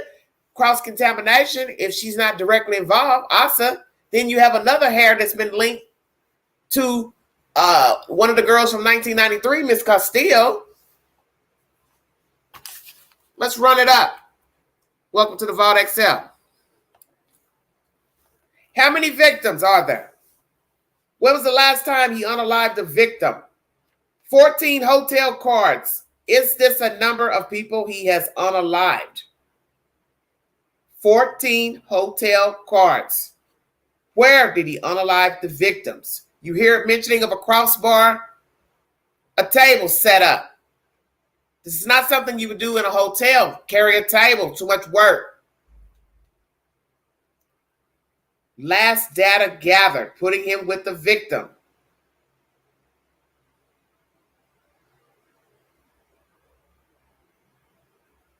Make it make sense. If more victims, what is the timeline? Do they match the 14 hotel cards? Where are the hotel cards from? Long Island, New York City, New Jersey. The other people found near Gilgo Beach, will they be tied into Rex Heuermann? Because one of those victims had a small child, also unalive. As I said before, 2 hairs have now been introduced into this case, and one was under one of the victims. 1993, Miss Castillo, and Asa allegedly wasn't with him or dating him at that time. He had another female living with him. Who was that female? Where is she? What does she know about these killings? Is she involved? Did he ask her to help? Stay woke. Where is she right now? Asa as well. Did Asa help in the killings? What are the odds of 2 different women having hair on the victims at 2 different times? Stay woke. Did any of the crimes happen while Asa was at the house? If they can link him to 14 total or more, there's no way you're going to make me believe Asa was gone away out of town every time he unalived a victim. He has a girl child in there in the house that is his biological daughter. Did he sexually assault his daughter? Has he sexually assaulted any other women, children? Nobody's come forth. You also hear at the end of this audio, there are survivors. Naturally, they will probably call them in to testify when court starts. Imagine the tales they will tell. He married Asa in 1996. As I said before, so what? What's your point? Means nothing to the queen. The lawyer who spoke in this commentary has no respect for the dead. Never once did he speak of the dead. No condolences while rooting for his client, Asa Ellerup. Very disrespectful. This is what leads me to believe she could have helped Rex Heuermann in his unaliving of the victims, because he would have to have somewhere quiet to unalive these people. And then you hear the evidence of setting up a table and a crossbar. That requires space. Hanging someone from a ceiling, that requires space. You're not doing this in a hotel. So did he unalive these people at his house? Number 1. Number 2, on the property, in a shed, basement, garage. Number 3, does he own another property where he unalived the victims? Did he interchange the spaces? Did Asa Ellerup help Rex Heuermann unalive the victims? She has knowledge. We had a woman come forward last year to say she went to the house for a swinging party and Asa Ellerup was there and did not want to participate in the sex because the woman believes she didn't want to do it because she was black. Stay woke. Will he confess? Will he end this madness and confess? Where did he dismember the bodies once again? Too messy. cutting up victims, to do it in a hotel. Too much work to carry in tools, bags. Too much work. How is this lady upholding her husband, Asa Ellerup? What is her malfunction? You hear that this is a small house. So in a small house, you're going to hear creaks, conversations, moaning, groaning, sexual acts. Stay woke. What do the children know? What have the children seen? What have they been exposed to? How did he treat the children? How did he treat Asa Ellerup? Did they actually get along? Did he respect her? Did he talk nice to her? You see that she's a very plain woman. They want to enter in. She had cancer last year, but is that a ruse? Does she really have cancer? Is it relevant? Most people will not care. This lawyer keeps talking about her going out of town, but as I said, they have found 14 hotel cards. He kept those cards for a reason. Mementos from probably his crimes. What is the point in keeping hotel cards? You're not supposed to take the cards with you anyway. Hotels ask you to return all door keys, cards. Stay woke. I'm woke.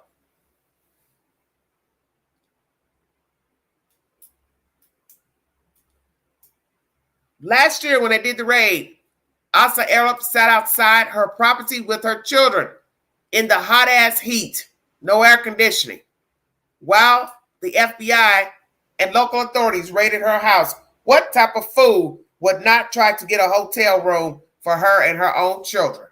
So now you want me to believe that every time he unalived a woman, Asa Ellerup was gone with her children. I don't believe it. I don't believe it.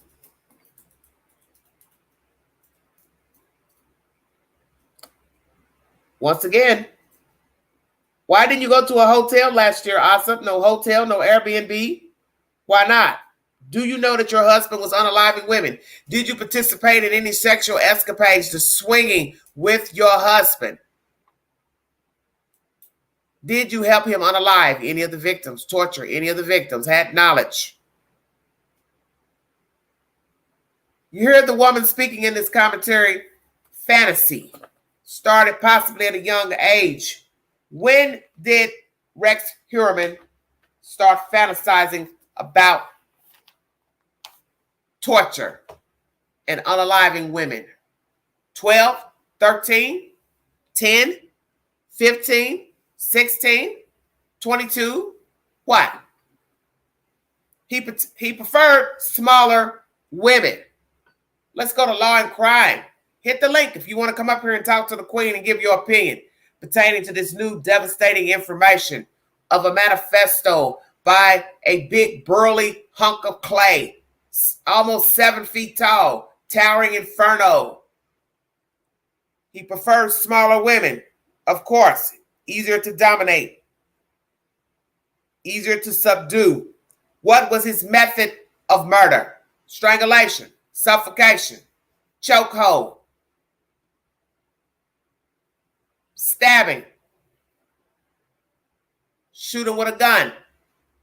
Why did you bury guns in the backyard, Rex Heuermann? What's the point? Are any of these guns linked to any of these murders or other homicides? We will see. We will see.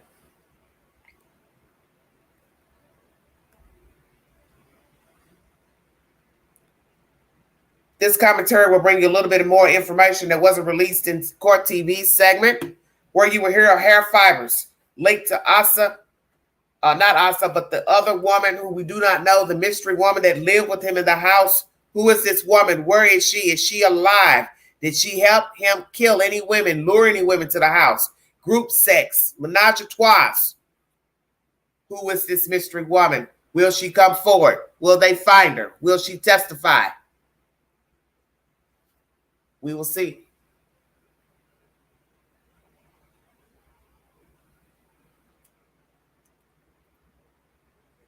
That's the least we can do. Rex Heuermann, the man prosecutors say is the Gilgo Beach serial killer, now faces charges in the murders of 2 more women. Sandra Castilla and Jessica Taylor. She was loving and compassionate and so funny. Thanks for joining me for Crime Fix. I'm Anjanette Levy. Rex Heuermann was back in court in Suffolk County on Long Island. He's now charged with murdering Jessica Taylor in 2003 and Sandra Castilla in 1993. And we're learning new details about the evidence that the Gilgo Beach Task Force says it has collected from Rex Heuermann's electronic devices, all 350 of them. More on that in a bit. But first, we heard late last week that something was coming, that Rex Heuermann was going to face more charges, and that really shouldn't have come as much of a shock if you've been following this case. Just last month, members of the task force were back at Heuermann's home, carrying out boxes and boxes of evidence, turning that red house upside down, and even searching the backyard. And before that, in April, investigators were searching an area of Manorville, where part of Jessica Taylor's remains were found on July 26, 2003. Suffolk County District Attorney Ray Tierney said no other bodies were found during those searches. But now Heuermann is accused of killing Jessica Taylor in 2003 and Sandra. So no other bodies were found. I think Yvonne asked that in the chat. No other bodies were found. So these are bodies I'm assuming they already had in tow in their investigations from years ago, but evidence from his data, phones, iPad, so on and so forth, computers, led them back to another search area and this house. Castilla in November 1993. This now brings the total number of murders for which Heuermann faces charges to 6. He had already been charged in the murders of Maureen Brainerd Barnes, Amber Costello, Megan Bartholomew, and Megan Waterman, who had been called the Gilgo Four. Tierney spoke about the murder of Jessica Taylor after Heuermann appeared in court.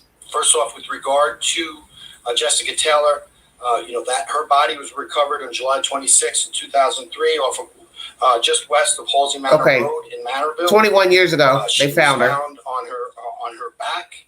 She was decapitated, and her hands and arms were severed just below the elbows. Notably, her a tattoo that she had been obliterated with a sharp object. 8 years later, her arms and skull were found on Ocean Parkway. This is a law and crime legal alert. Google Incognito. So here in this information, you find out one of the victims was killed in 2003.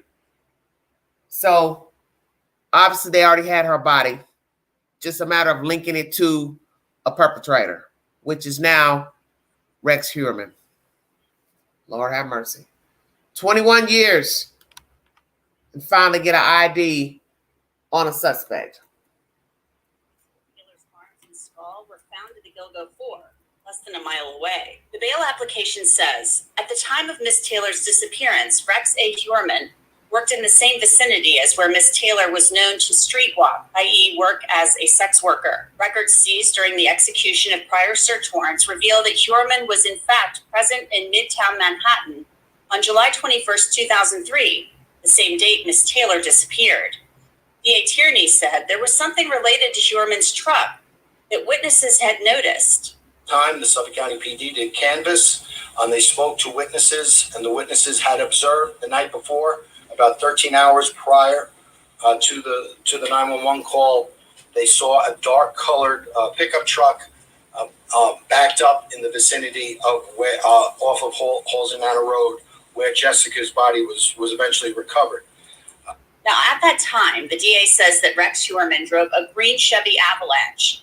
The documents say that Heuermann searched the internet for a news story about the body found in Manorville days after Taylor had vanished, and also searched for a new Chevy Avalanche truck, despite his being just over a year old.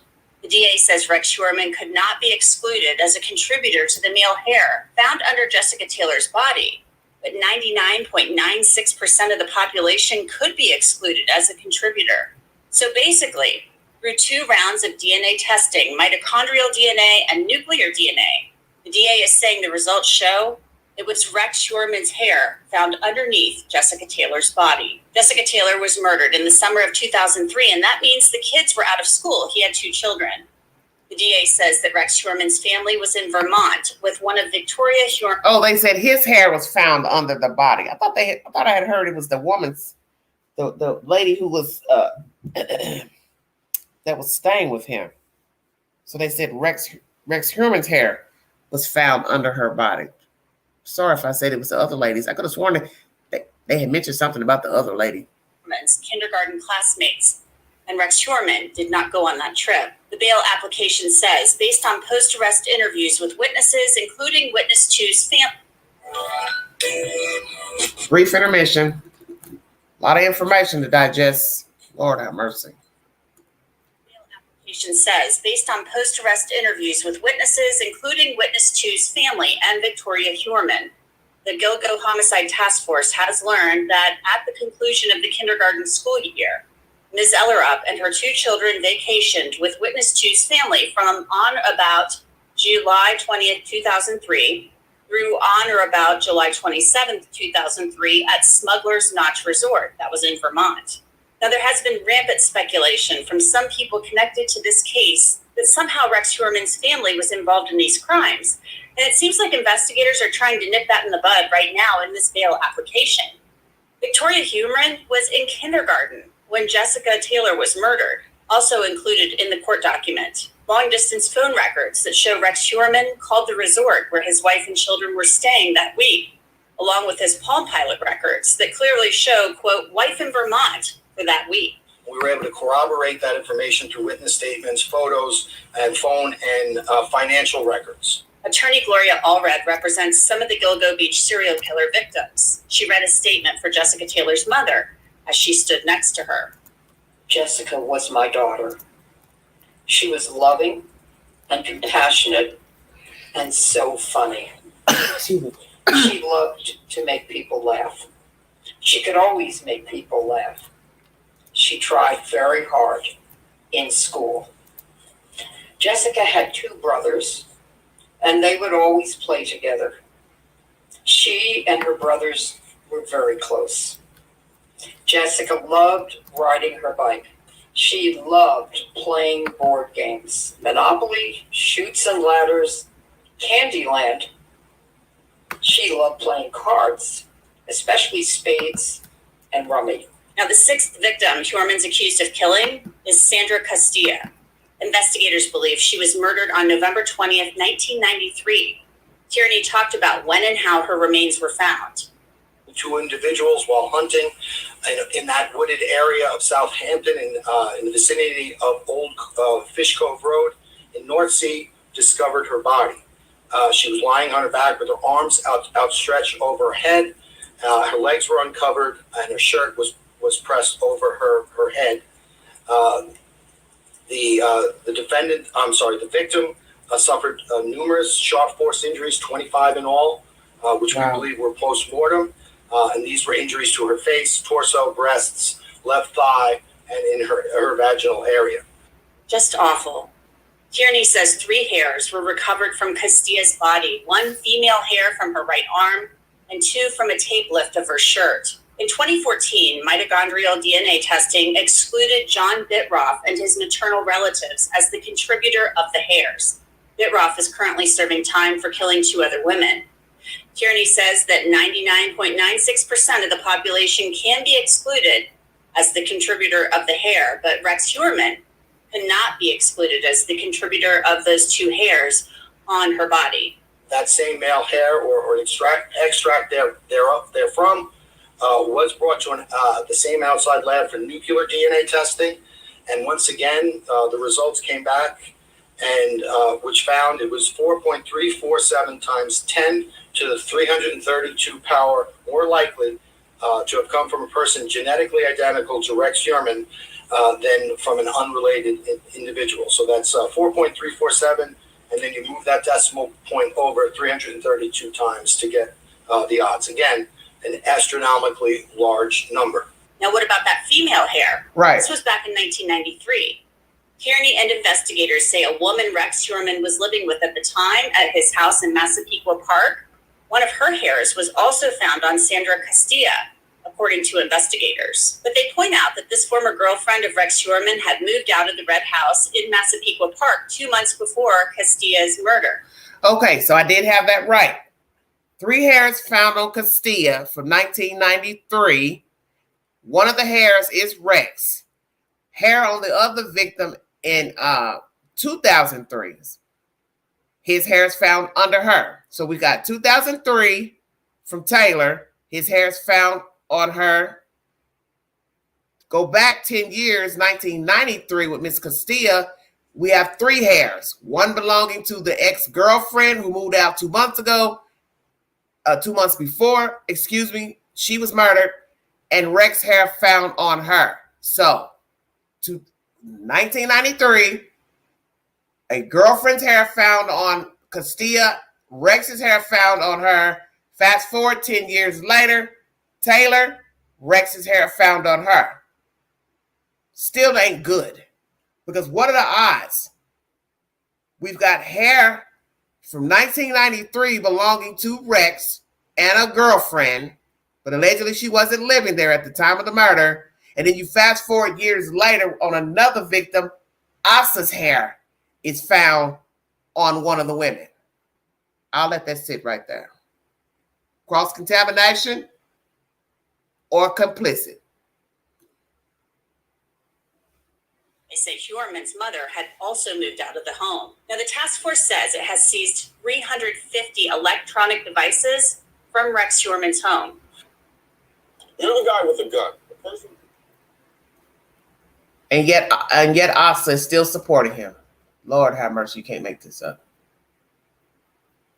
Did Rex Heuermann get help from these women to unalive these ladies? Was there group sex and the women were possibly a part of the sex and the murder and the torture of these women? Who's to say? It's just too odd. You got 2 different women hairs on dead women years apart. Come on now. Cameras. We've recovered 27 computers. We've recovered 58 internal hard drives. We've recovered 22 external hard drives or solid drives. We recovered 46 cell phones. We recovered 9 Wi-Fi routers, 44 SD micro cards, which are like jump routers, 17 tablets, 42 USB devices, 8 laptops, 50 hotel cards, 4 GPS devices, 11 music devices, 36 SIM cards, 33 miscellaneous items, and 647 CD floppy disks. And investigators say they've been extracting data from those devices and analyzing it with the help of the Secret Service. And the material found on those devices, Tierney says, shows a lot of pornography depicting torture and violence. Wow. An interesting note here. In the bail document, investigators say the pornography shows things that coincide with how the remains of Sandra Castilla, Jessica Taylor, and Valerie Mack were discovered. Right now.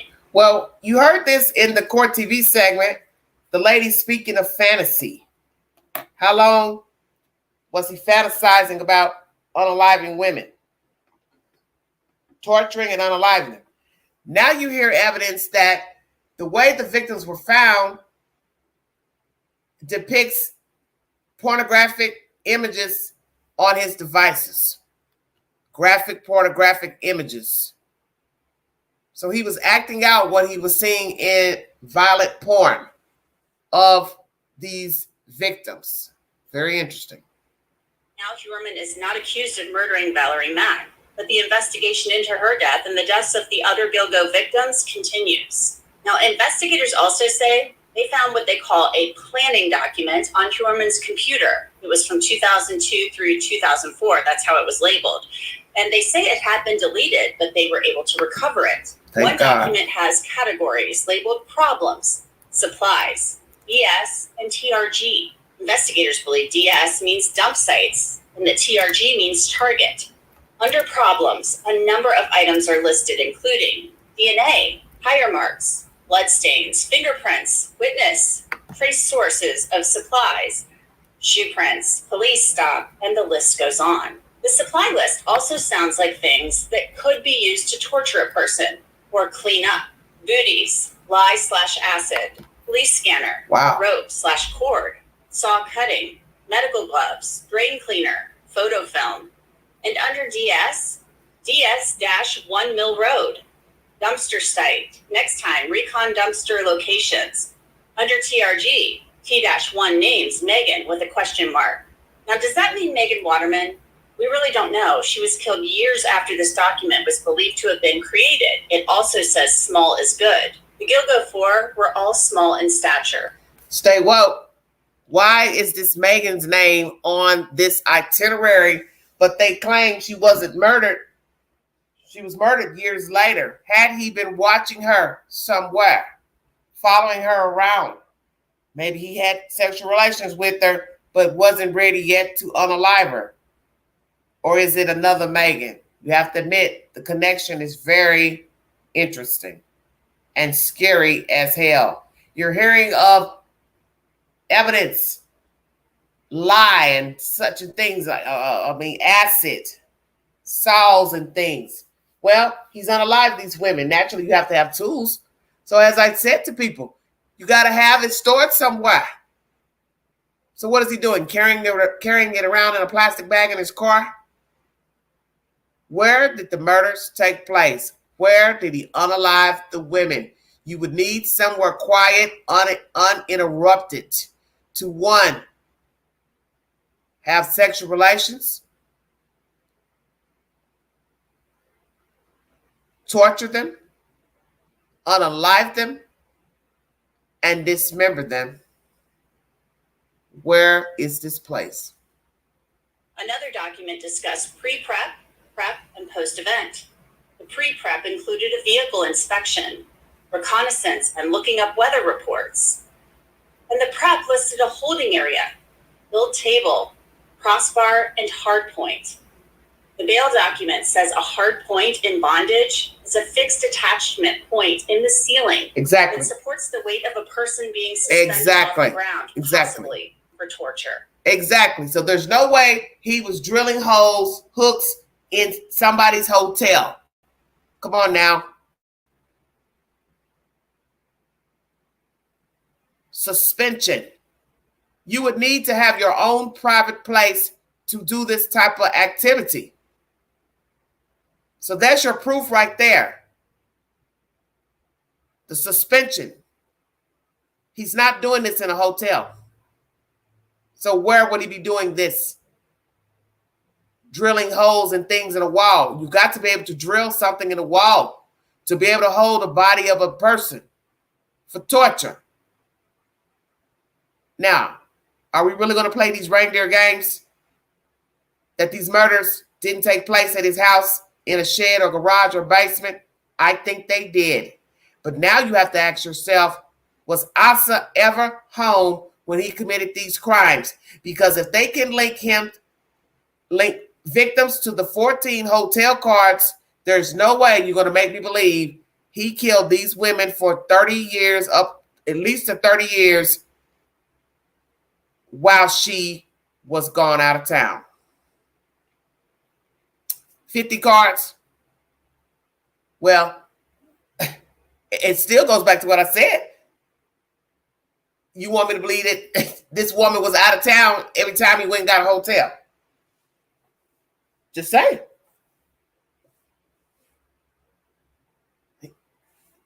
I'm supposed to believe the wife was out of town every time he went and got a hotel room. He was already living a double life. We have learned this with serial killers. They are still sleeping and bedding a woman or wife, girlfriend, while they're out hunting. And I just refuse to believe that every victim he killed also was out of town.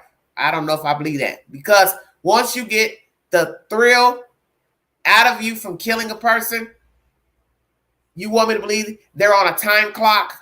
Oh, well, I can't kill this weekend because she's here.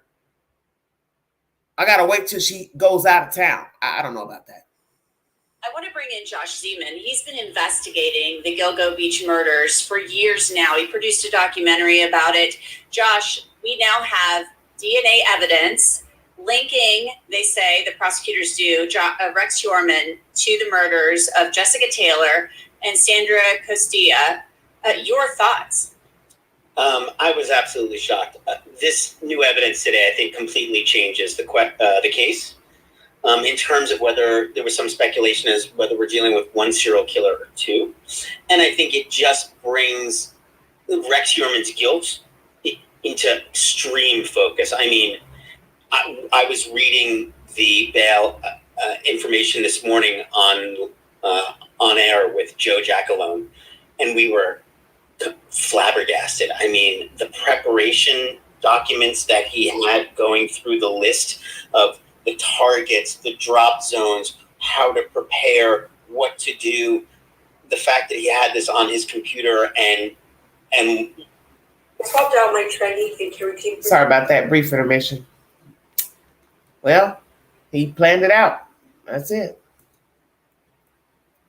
The fact that he had this on his computer and was so meticulous, it's almost like a movie. I mean, you know, you would think like this is how a movie would go. I almost wouldn't believe it, and just to see it, like I'm just completely shocked. I don't know if anybody could have any question whether Rex was. Well, also has questions. Josh, 350 electronic devices. Sure. 350. That's how many they say they seized from his house. I mean, and this is going back decades, I guess. And we're talking about a Palm Pilot. He's obviously a pack rat. We're talking about a Palm Pilot from 2003. Yeah. That's a really old device. And this file, this so-called planning document that they talk about from 2002 to 2004, post-event, destroy file. So he's talking about, I'm assuming this. Yeah. Change tires, burn gloves, dispose of pics, have story set. So this was something that he was thinking about something. I mean, I'm not ready to convict the guy yet. That's not what I do. I'm a news person, but this is very whatever, scary. honey. And these girls, if he is indeed the killer, and this is very compelling evidence that they discuss in this bail application, they endured horrific torture. It is a real shame. We're talking about people's lives here, first and foremost, and you know, you have to put yourself in the family's shoes and say, well, you know, they didn't have answers for so long, and now they finally have some answers, but it's a double-edged sword because those answers come with a real horrific understanding of what their loved one went through. So before we get all wrapped up in Mindhunter and all this other stuff and all this serial killer stuff, let's just understand that we're talking about victims and victims' lives here and absolute true tragedy. Yeah, these are real people behind this. I mean, these are young women who were engaged in sex work, and it doesn't matter what you think about that. They went out one night to do what they do. And according to this brings to mind a lot of awful stuff, a lot of bondage, a lot of torture.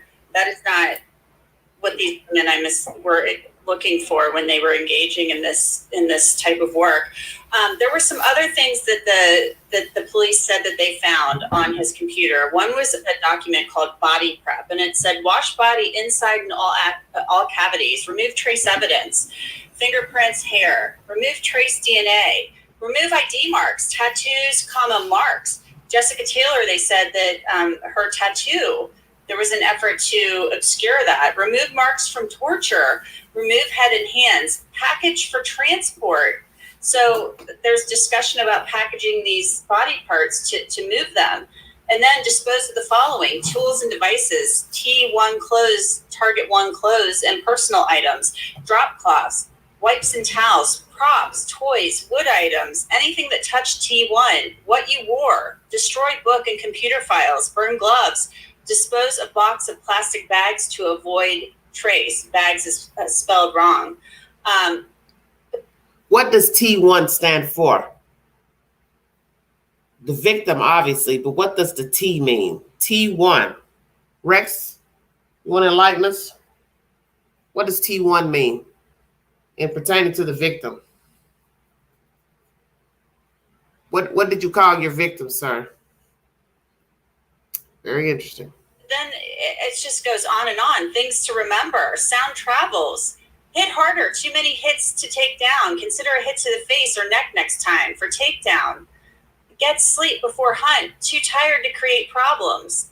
So more sleep and noise control equals more playtime. And he's talking about using tacks to hang something from the ceiling instead of tape. I mean, this is like this is like a torturer's,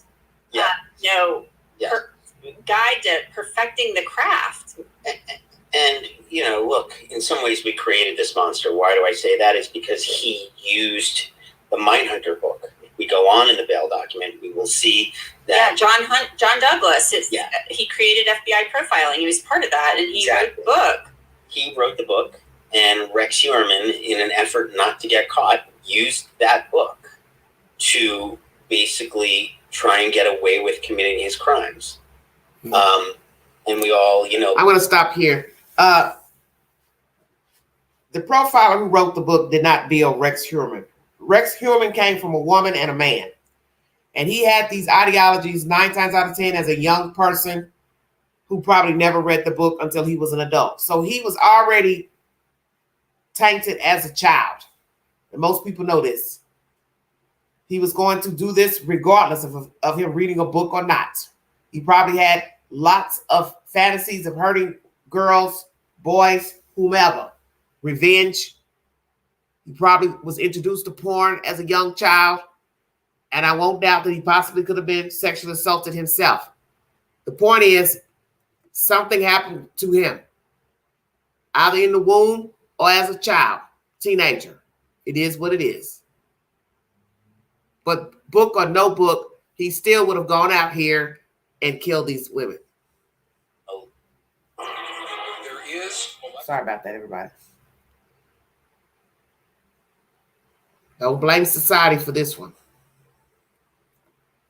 And we all, love Mindhunter, the show, or some of us do. And, I'm interested in too, but like you realize kind of at the same time we're doing this as entertainment, there's a guy out there using this, to kill people.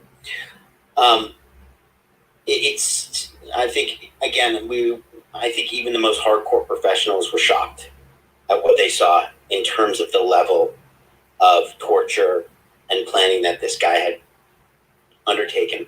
I was speaking some with Joe, and he was talking to members of law enforcement, and they said, quote, before we knew what was in the details, it's bad.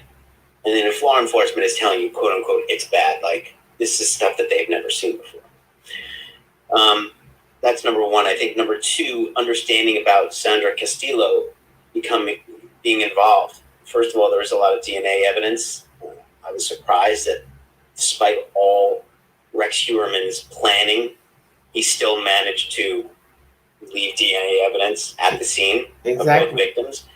And, he thought destroy all evidence, destroy all files. Well, Suffolk County Police was able to pull up these incredibly detailed documents that... he didn't throw anything away. That's where he messed up. He kept everything. His efforts to do so. That's his stupid self. We were able to find this evidence. But with Sandra Castillo, the fact that we're talking about a victim from 1993, that opens up the case even more. And that just tragically suggests that there's far more victims than we're even looking at now.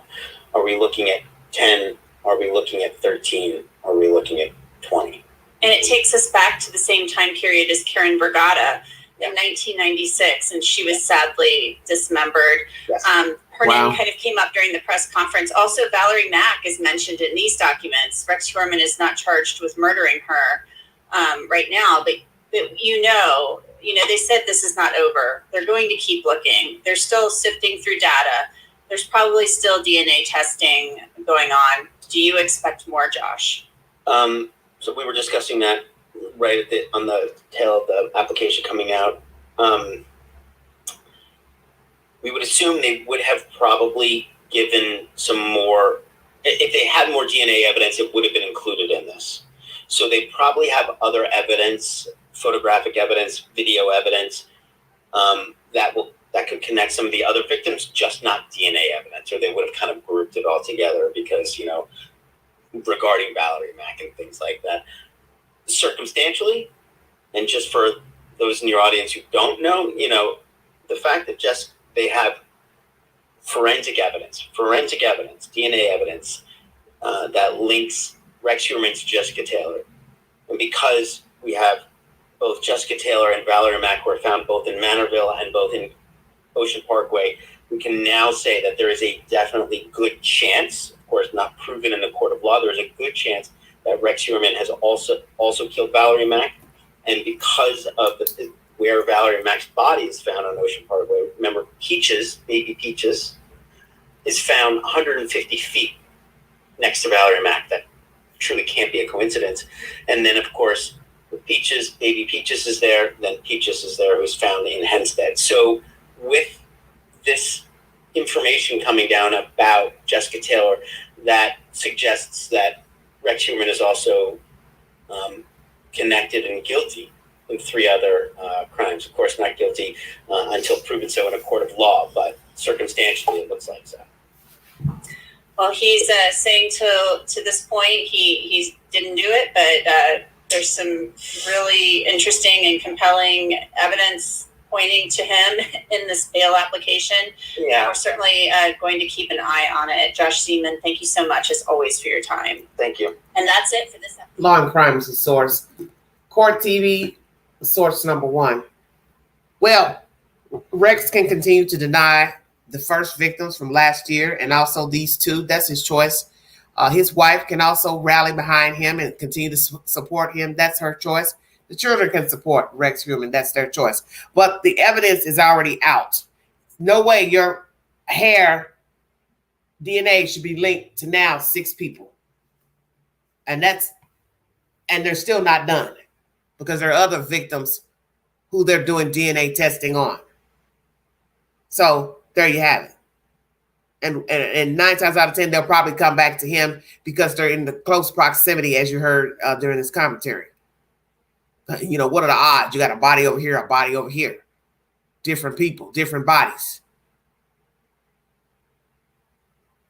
So it shows you he dumped some in one place, Gilgo Beach, then he went somewhere else to this where? Manorville location, Ocean Park.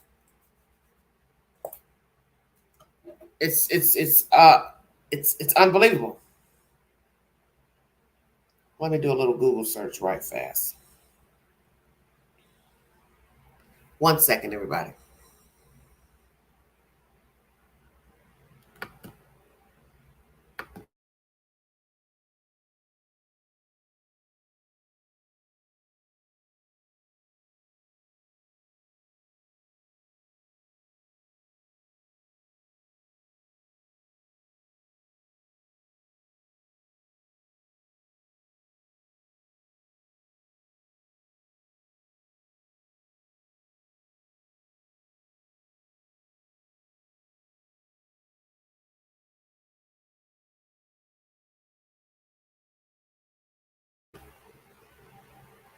Thank you for joining me.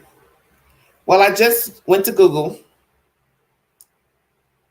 Now listen to this. You just heard a commentary of these latest 2 victims, one being found in Manorville Park and another one in Ocean Park, Manorville and Ocean Park. Now, the distance is 1 hour and 9 minutes, 44.6 miles, roughly. I'll let that sit right there.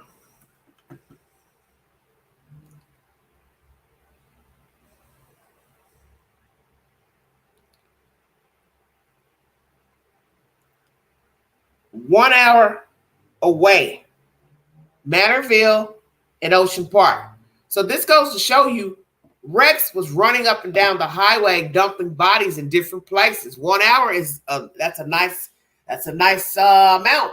If you go to Google and look at the map, New York is a small state. Ocean Park is close to naturally the ocean. Manorville is a little ways up east.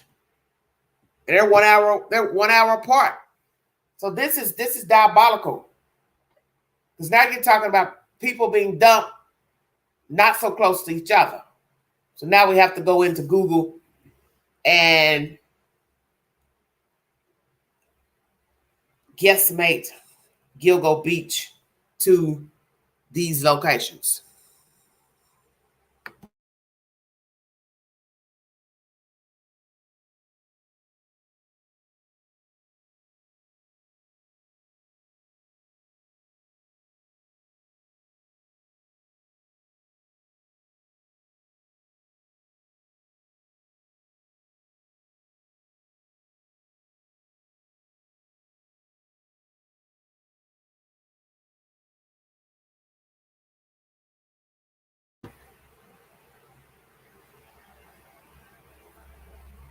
Gilgo Beach to Manorville is 47 minutes. Stay woke. Gilgo Beach to Ocean Park, it's 2 minutes. Ocean Parkway is where Gilgo Beach sits off of Ocean Parkway. Very interesting. So we're dumping bodies, Ocean Park, Gilgo Beach, they're right together. But Gilgo Beach to Manorville is right under an hour. Manorville to Ocean Park is over an hour. Lord have mercy. Woo, this ain't good. Because what's going to be more disturbing, if there's evidence to show he's dumped bodies in other places in the state of New York, New Jersey. Because when you start talking about an hour out, that's pivotal. 1 hour out means you have traveled 1 hour with a dead body in your car. Checkmate.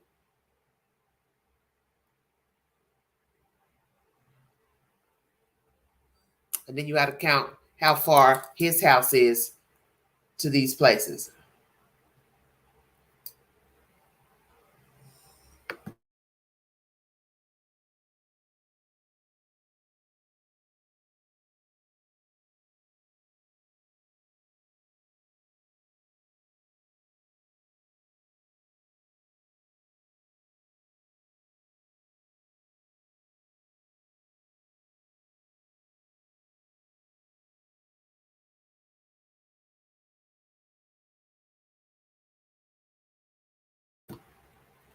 Now, he lived in Massapequa.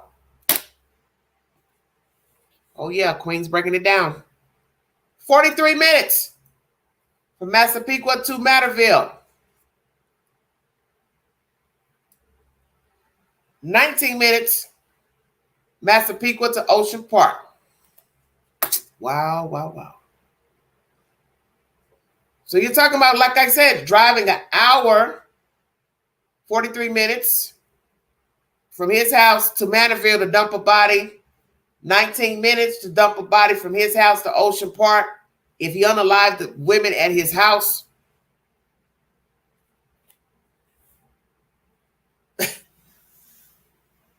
sweet Jesus. And when they show you the area view of, I believe this Manorville area, Manorville, summer months naturally, trees are in full bloom.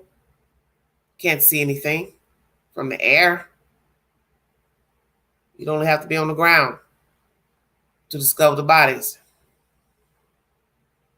Don't know. Bodies could be anywhere. Bodies could be anywhere. Could be in New Jersey, could be in New York. Because you got to remember, he's picking up women in the city more than likely. So he's probably walking the whole stroll, driving the whole stroll in New York City, picking up victims. There's no telling where all the victims. First, you got to find out how many people he's murdered. Then you got to try to put a demographic to where he could have picked the victims up. You see, he's meticulous in writing everything out, how to get rid of evidence, cleaning the bodies, cavities. This man is sick. Torturing the bodies after death, torturing them, poking out an eye, chest, arm, leg, vaginal area. He's sinister. So it's bad enough hearing this evidence. Now you got to use deduction. How many people he's done this to? Where are the bodies? And when was the last time Rex Heuermann unalived a female? And then you have to ask yourself the obvious question.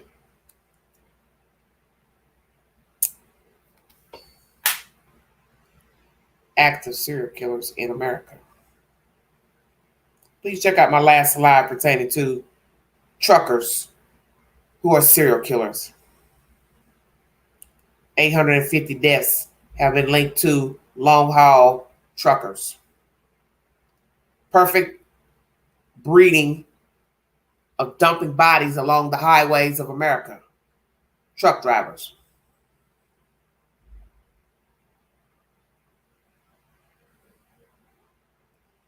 Doing a little research right quick.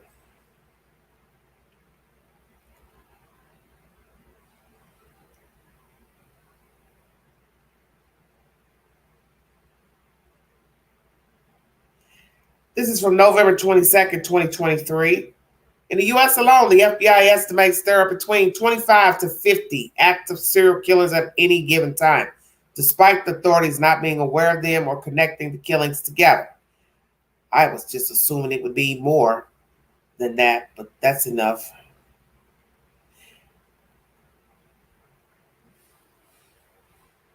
Most serial killers are male.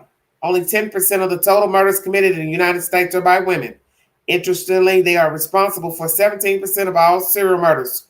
Therefore, a female offender is more likely to be in this group.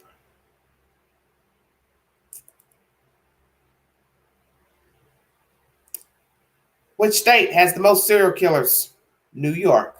How about that? Coming in at number 1, we have New York. As of 2023, New York has been home to 18 serial killers and has a total number of 677 serial killer victims. Wow, wow, wow. I was thinking out west because they seem to have a few that have been added to the list from California to Colorado, Utah, all of that, those areas. But so far, New York has the most numbers of serial killers, 18.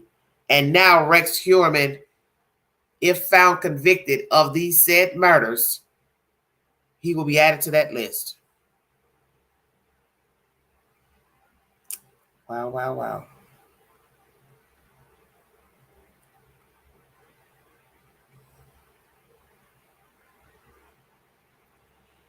Amarjit Sada, born in Musahari village of Bihar in 1988, is called the world's youngest serial killer.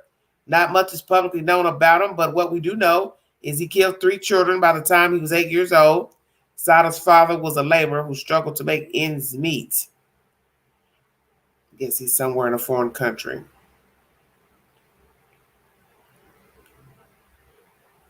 Here are the states with the most serial killers, 2024. California, 1,777. Texas, 984. Florida, 933. Illinois, 680. New York, 677. Ohio, 505. One state unknown at 462. Michigan, 425. Now, what doesn't make any sense is California is at 1,777, which is more than New York. So I don't understand. And Illinois is 680. Texas is 984. So I don't know how they got New York tapped in with the most. That's odd to me.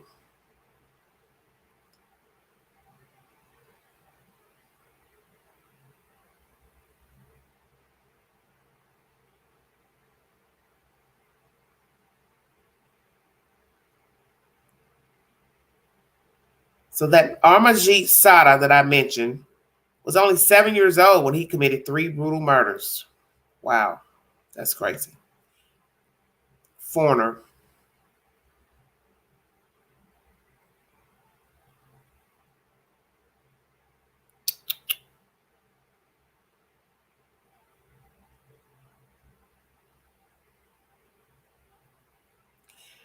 What serial killer has the most kills in America?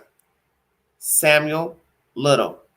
Please check out the documentary on Oxygen Network. Very, very riveting information pertaining to Samuel. Samuel is an African-American male who is no longer alive. He passed away in prison a little while ago. Choke and stroke killer, Mr. Sam, being the most prolific serial killer in the United States history by number of confirmed victims. Convictions, murder, times 8. 4 life sentences without the possibility of parole. Wow, wow, wow. When you watch that documentary on Oxygen, Mr. Little is going to tell you during interrogation that he was fascinated with the neck. He said, I was always fascinated with a woman's neck ever since I was a small child. So he moved across the United States killing women here in the South. He's also linked to women here in Knoxville, Tennessee. some came up linked to him while he was incarcerated in prison out in California, if I'm not mistaken. And I believe that Sam probably didn't even have sex with some of the victims. He was too excited to choke you to probably get around to having sex. 9 times out of 10, if he had sex with the victims, he had sex with them after death, which is very macabre. Exactly. He could draw the victims by memory, telepathic memory, Mr. Sam Little. He had pictures hand-drawn of his victims. Now, that's how meticulous his mind was. He could remember the victims. Very interesting. You heard in the first commentary, the man believes that Rex Heuermann was losing his memory, and that's why he wrote everything down. That's not necessarily so. People who are OCD, they take notes, they write things down. Now, you have to factor in, was he OCD and also just a savvy killer? He wanted to take notes so he wouldn't forget anything. But as you heard also, most killers don't take any notes. They just kill at will. There's no writing anything down. There's no taking notes. Just go out, hunt, kill the victim, dump them, keep it moving. That's what's so interesting about Rex. He knew he had a lot to lose. He's a professional. What would people think? So he took notes. He hunted them. Won't doubt he probably was the type that rode around for a while, stalking women. Probably didn't kill a woman the first time. May have seen her walking. Took notes because the one thing that was interesting in this commentary is that he writes down the name Megan. One of his victims is named Megan, but the notes on her were years before she was actually unalived. Do the math. That's scary as hell. Now, will we find out there's another Megan out here who has been missing and he's killed 2 Megans? I don't know. How many more victims are there? Will he be linked to these other victims that were killed in that general area? And will we also find out that there are other victims in Long Island, New York City, New Jersey, and any other demographics? Out of state. He's also been linked possibly to a possible link, to South Carolina. A young lady said she met him with her mother, and her mother was last seen in his company. He took them out to get their nails done or something like that. Don't know if this is true, but the lady says he is the guy in her eye that was in the company of she and her mother.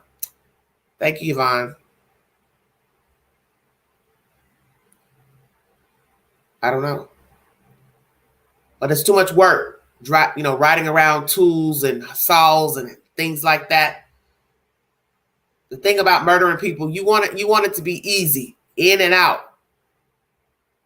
In and out. So that's why I don't think he did it in hotels. It's too risky to kill a person in a hotel because you don't want to leave a witness. So you have to use common sense. If you're writing all this stuff out to be meticulous as to not be apprehended, you definitely aren't going to go to a hotel with the victim. That would make no sense because people can remember people. Even if the woman sat in the car and you just went in to get the room, she still has to come out of the car. You know, people walk by hotel rooms, people sitting on balconies, looking over, smoking a cigarette. Anybody could see her. Then somebody reports her missing. Somebody can just pop up, call the police. Oh, yeah, I remember seeing that chick. She looks like this lady I saw getting out of this green truck going into this hotel.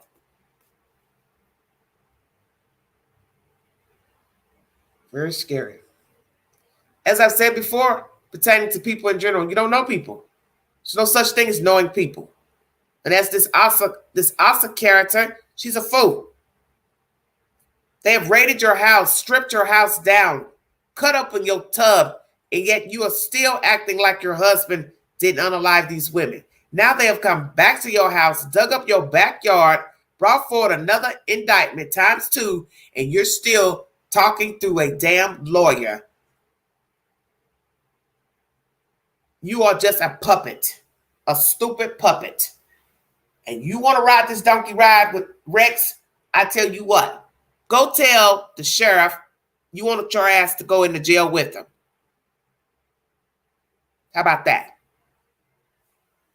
Since you think your husband didn't do this, these 2 women, then go lay in a jail with him. He needs some company. Go in there with him. Because I don't think you like it in there.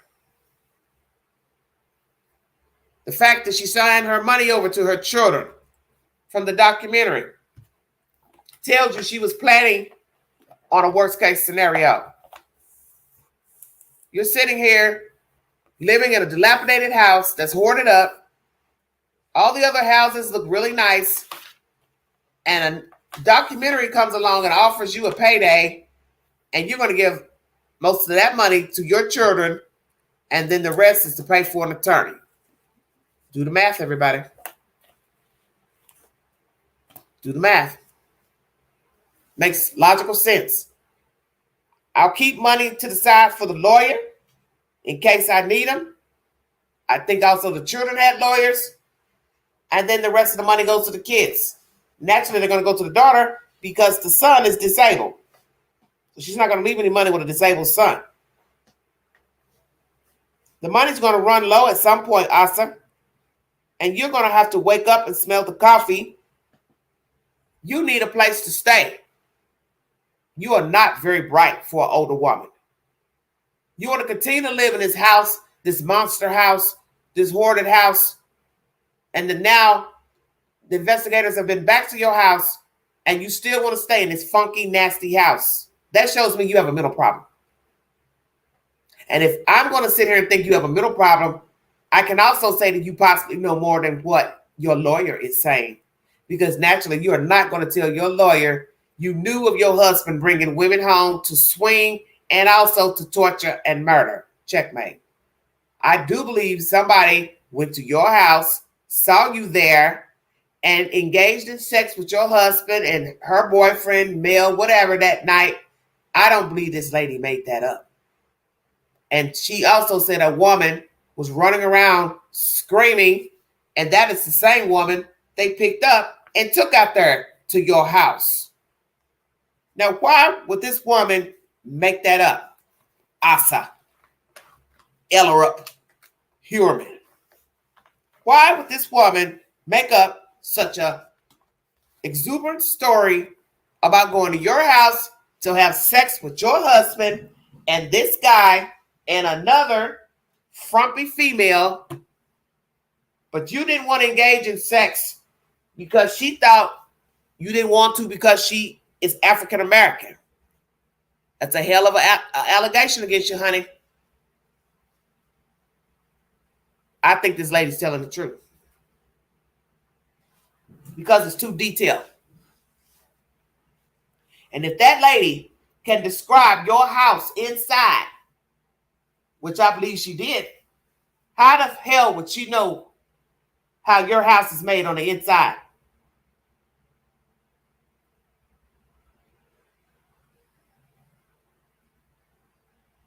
Unless she's been there. And if she can tell that the men went in different rooms, she's also spinning the story that possibly your husband is a homosexual, bisexual. Because one of the victims found out there is an Asian male who I believe was dressed up like a woman. Transgender. Checkmate. My. Look at here, look at here. Rex Heuermann, do you like men? Because it all goes hand in hand. Some would say. Street walking. Women walking the street. Men walking the street. And then we have the men dressed up like women. Perhaps the John knows that's a man dressed up in a miniskirt, and perhaps he don't know. Now imagine you knew that's a guy.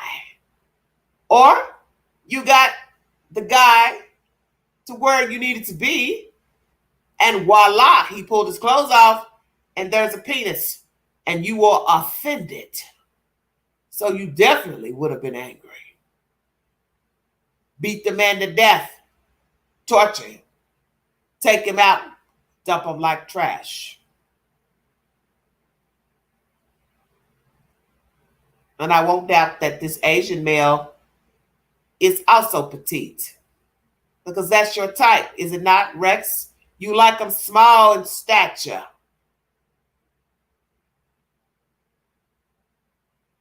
Small in stature. Pay attention, everybody. What are the odds of an Asian transgendered male dumped out there with the rest of those women?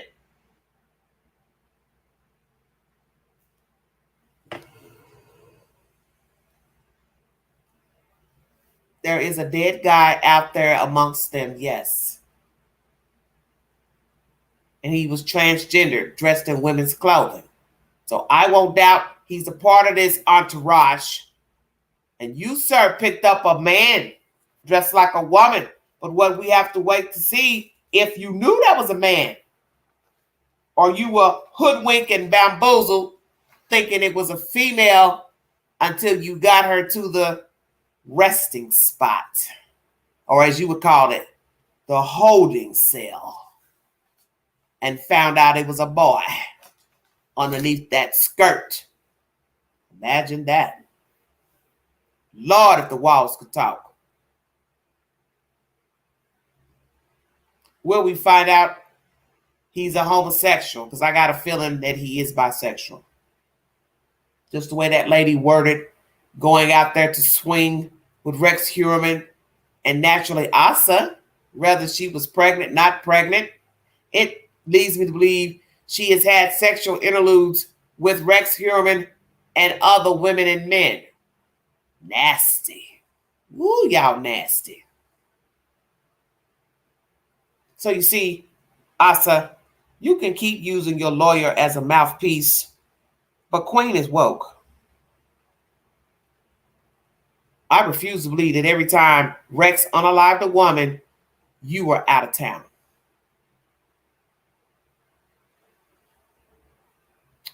No, I don't believe that. Because he has an insatiable desire to hunt, to torture, and unalive.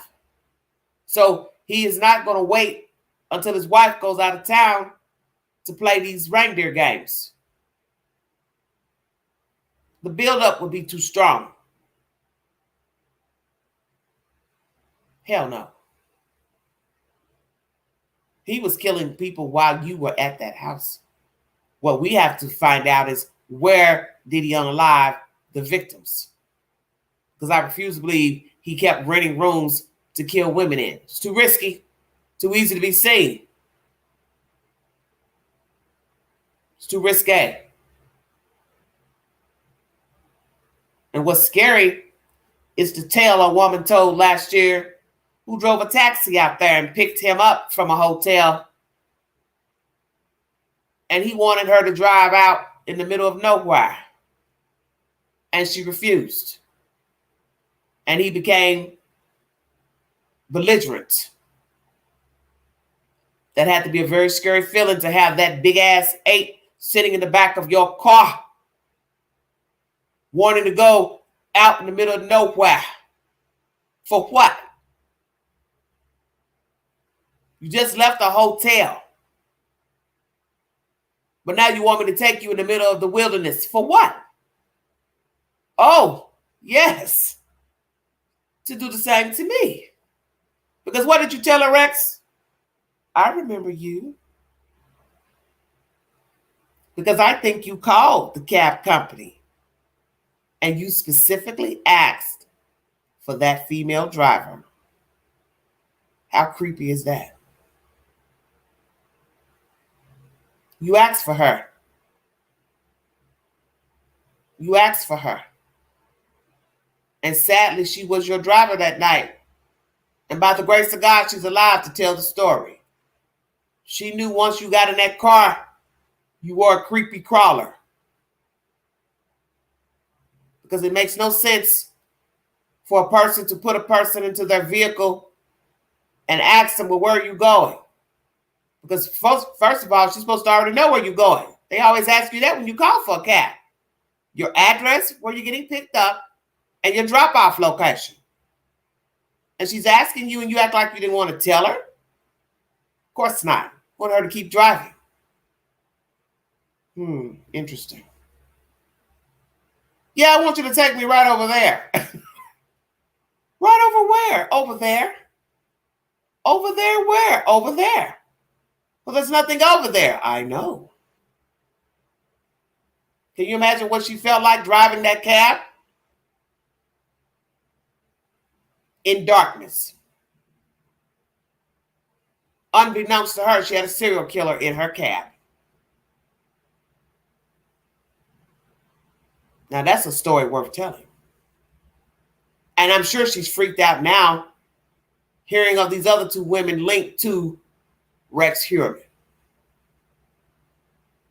And we also have information from this attorney, Mr. John, that there are women who claim to have been in his company and got away. Lord have mercy. I want to thank you all so much for tuning into this live stream.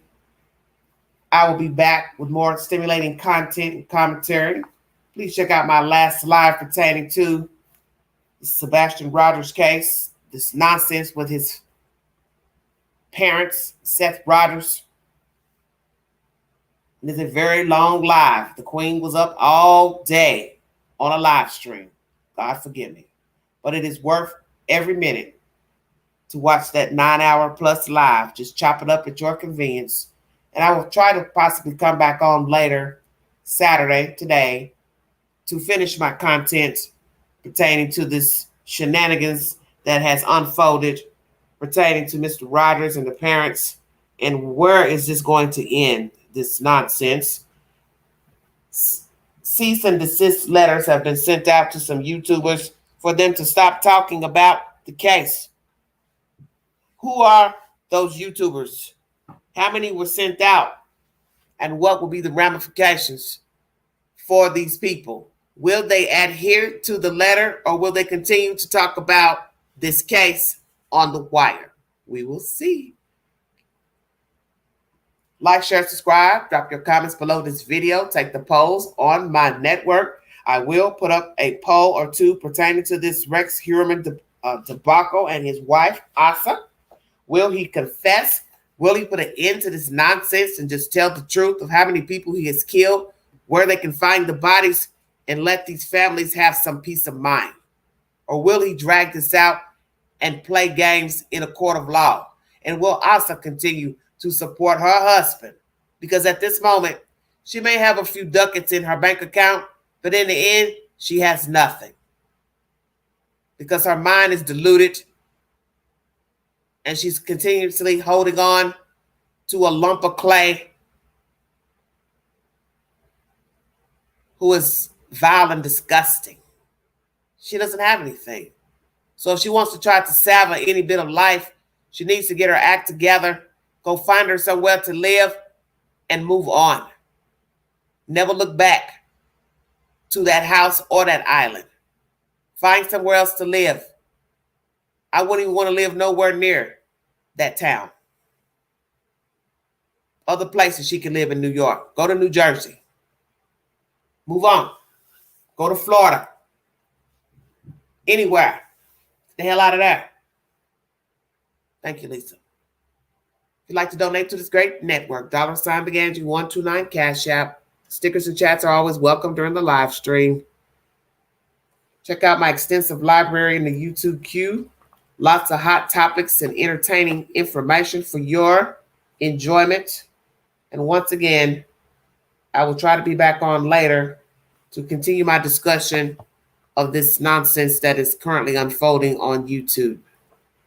You all have a wonderful day. Please be safe. Mind the children. If you see something, say something. Be a part of the solution and not the problem. Amen.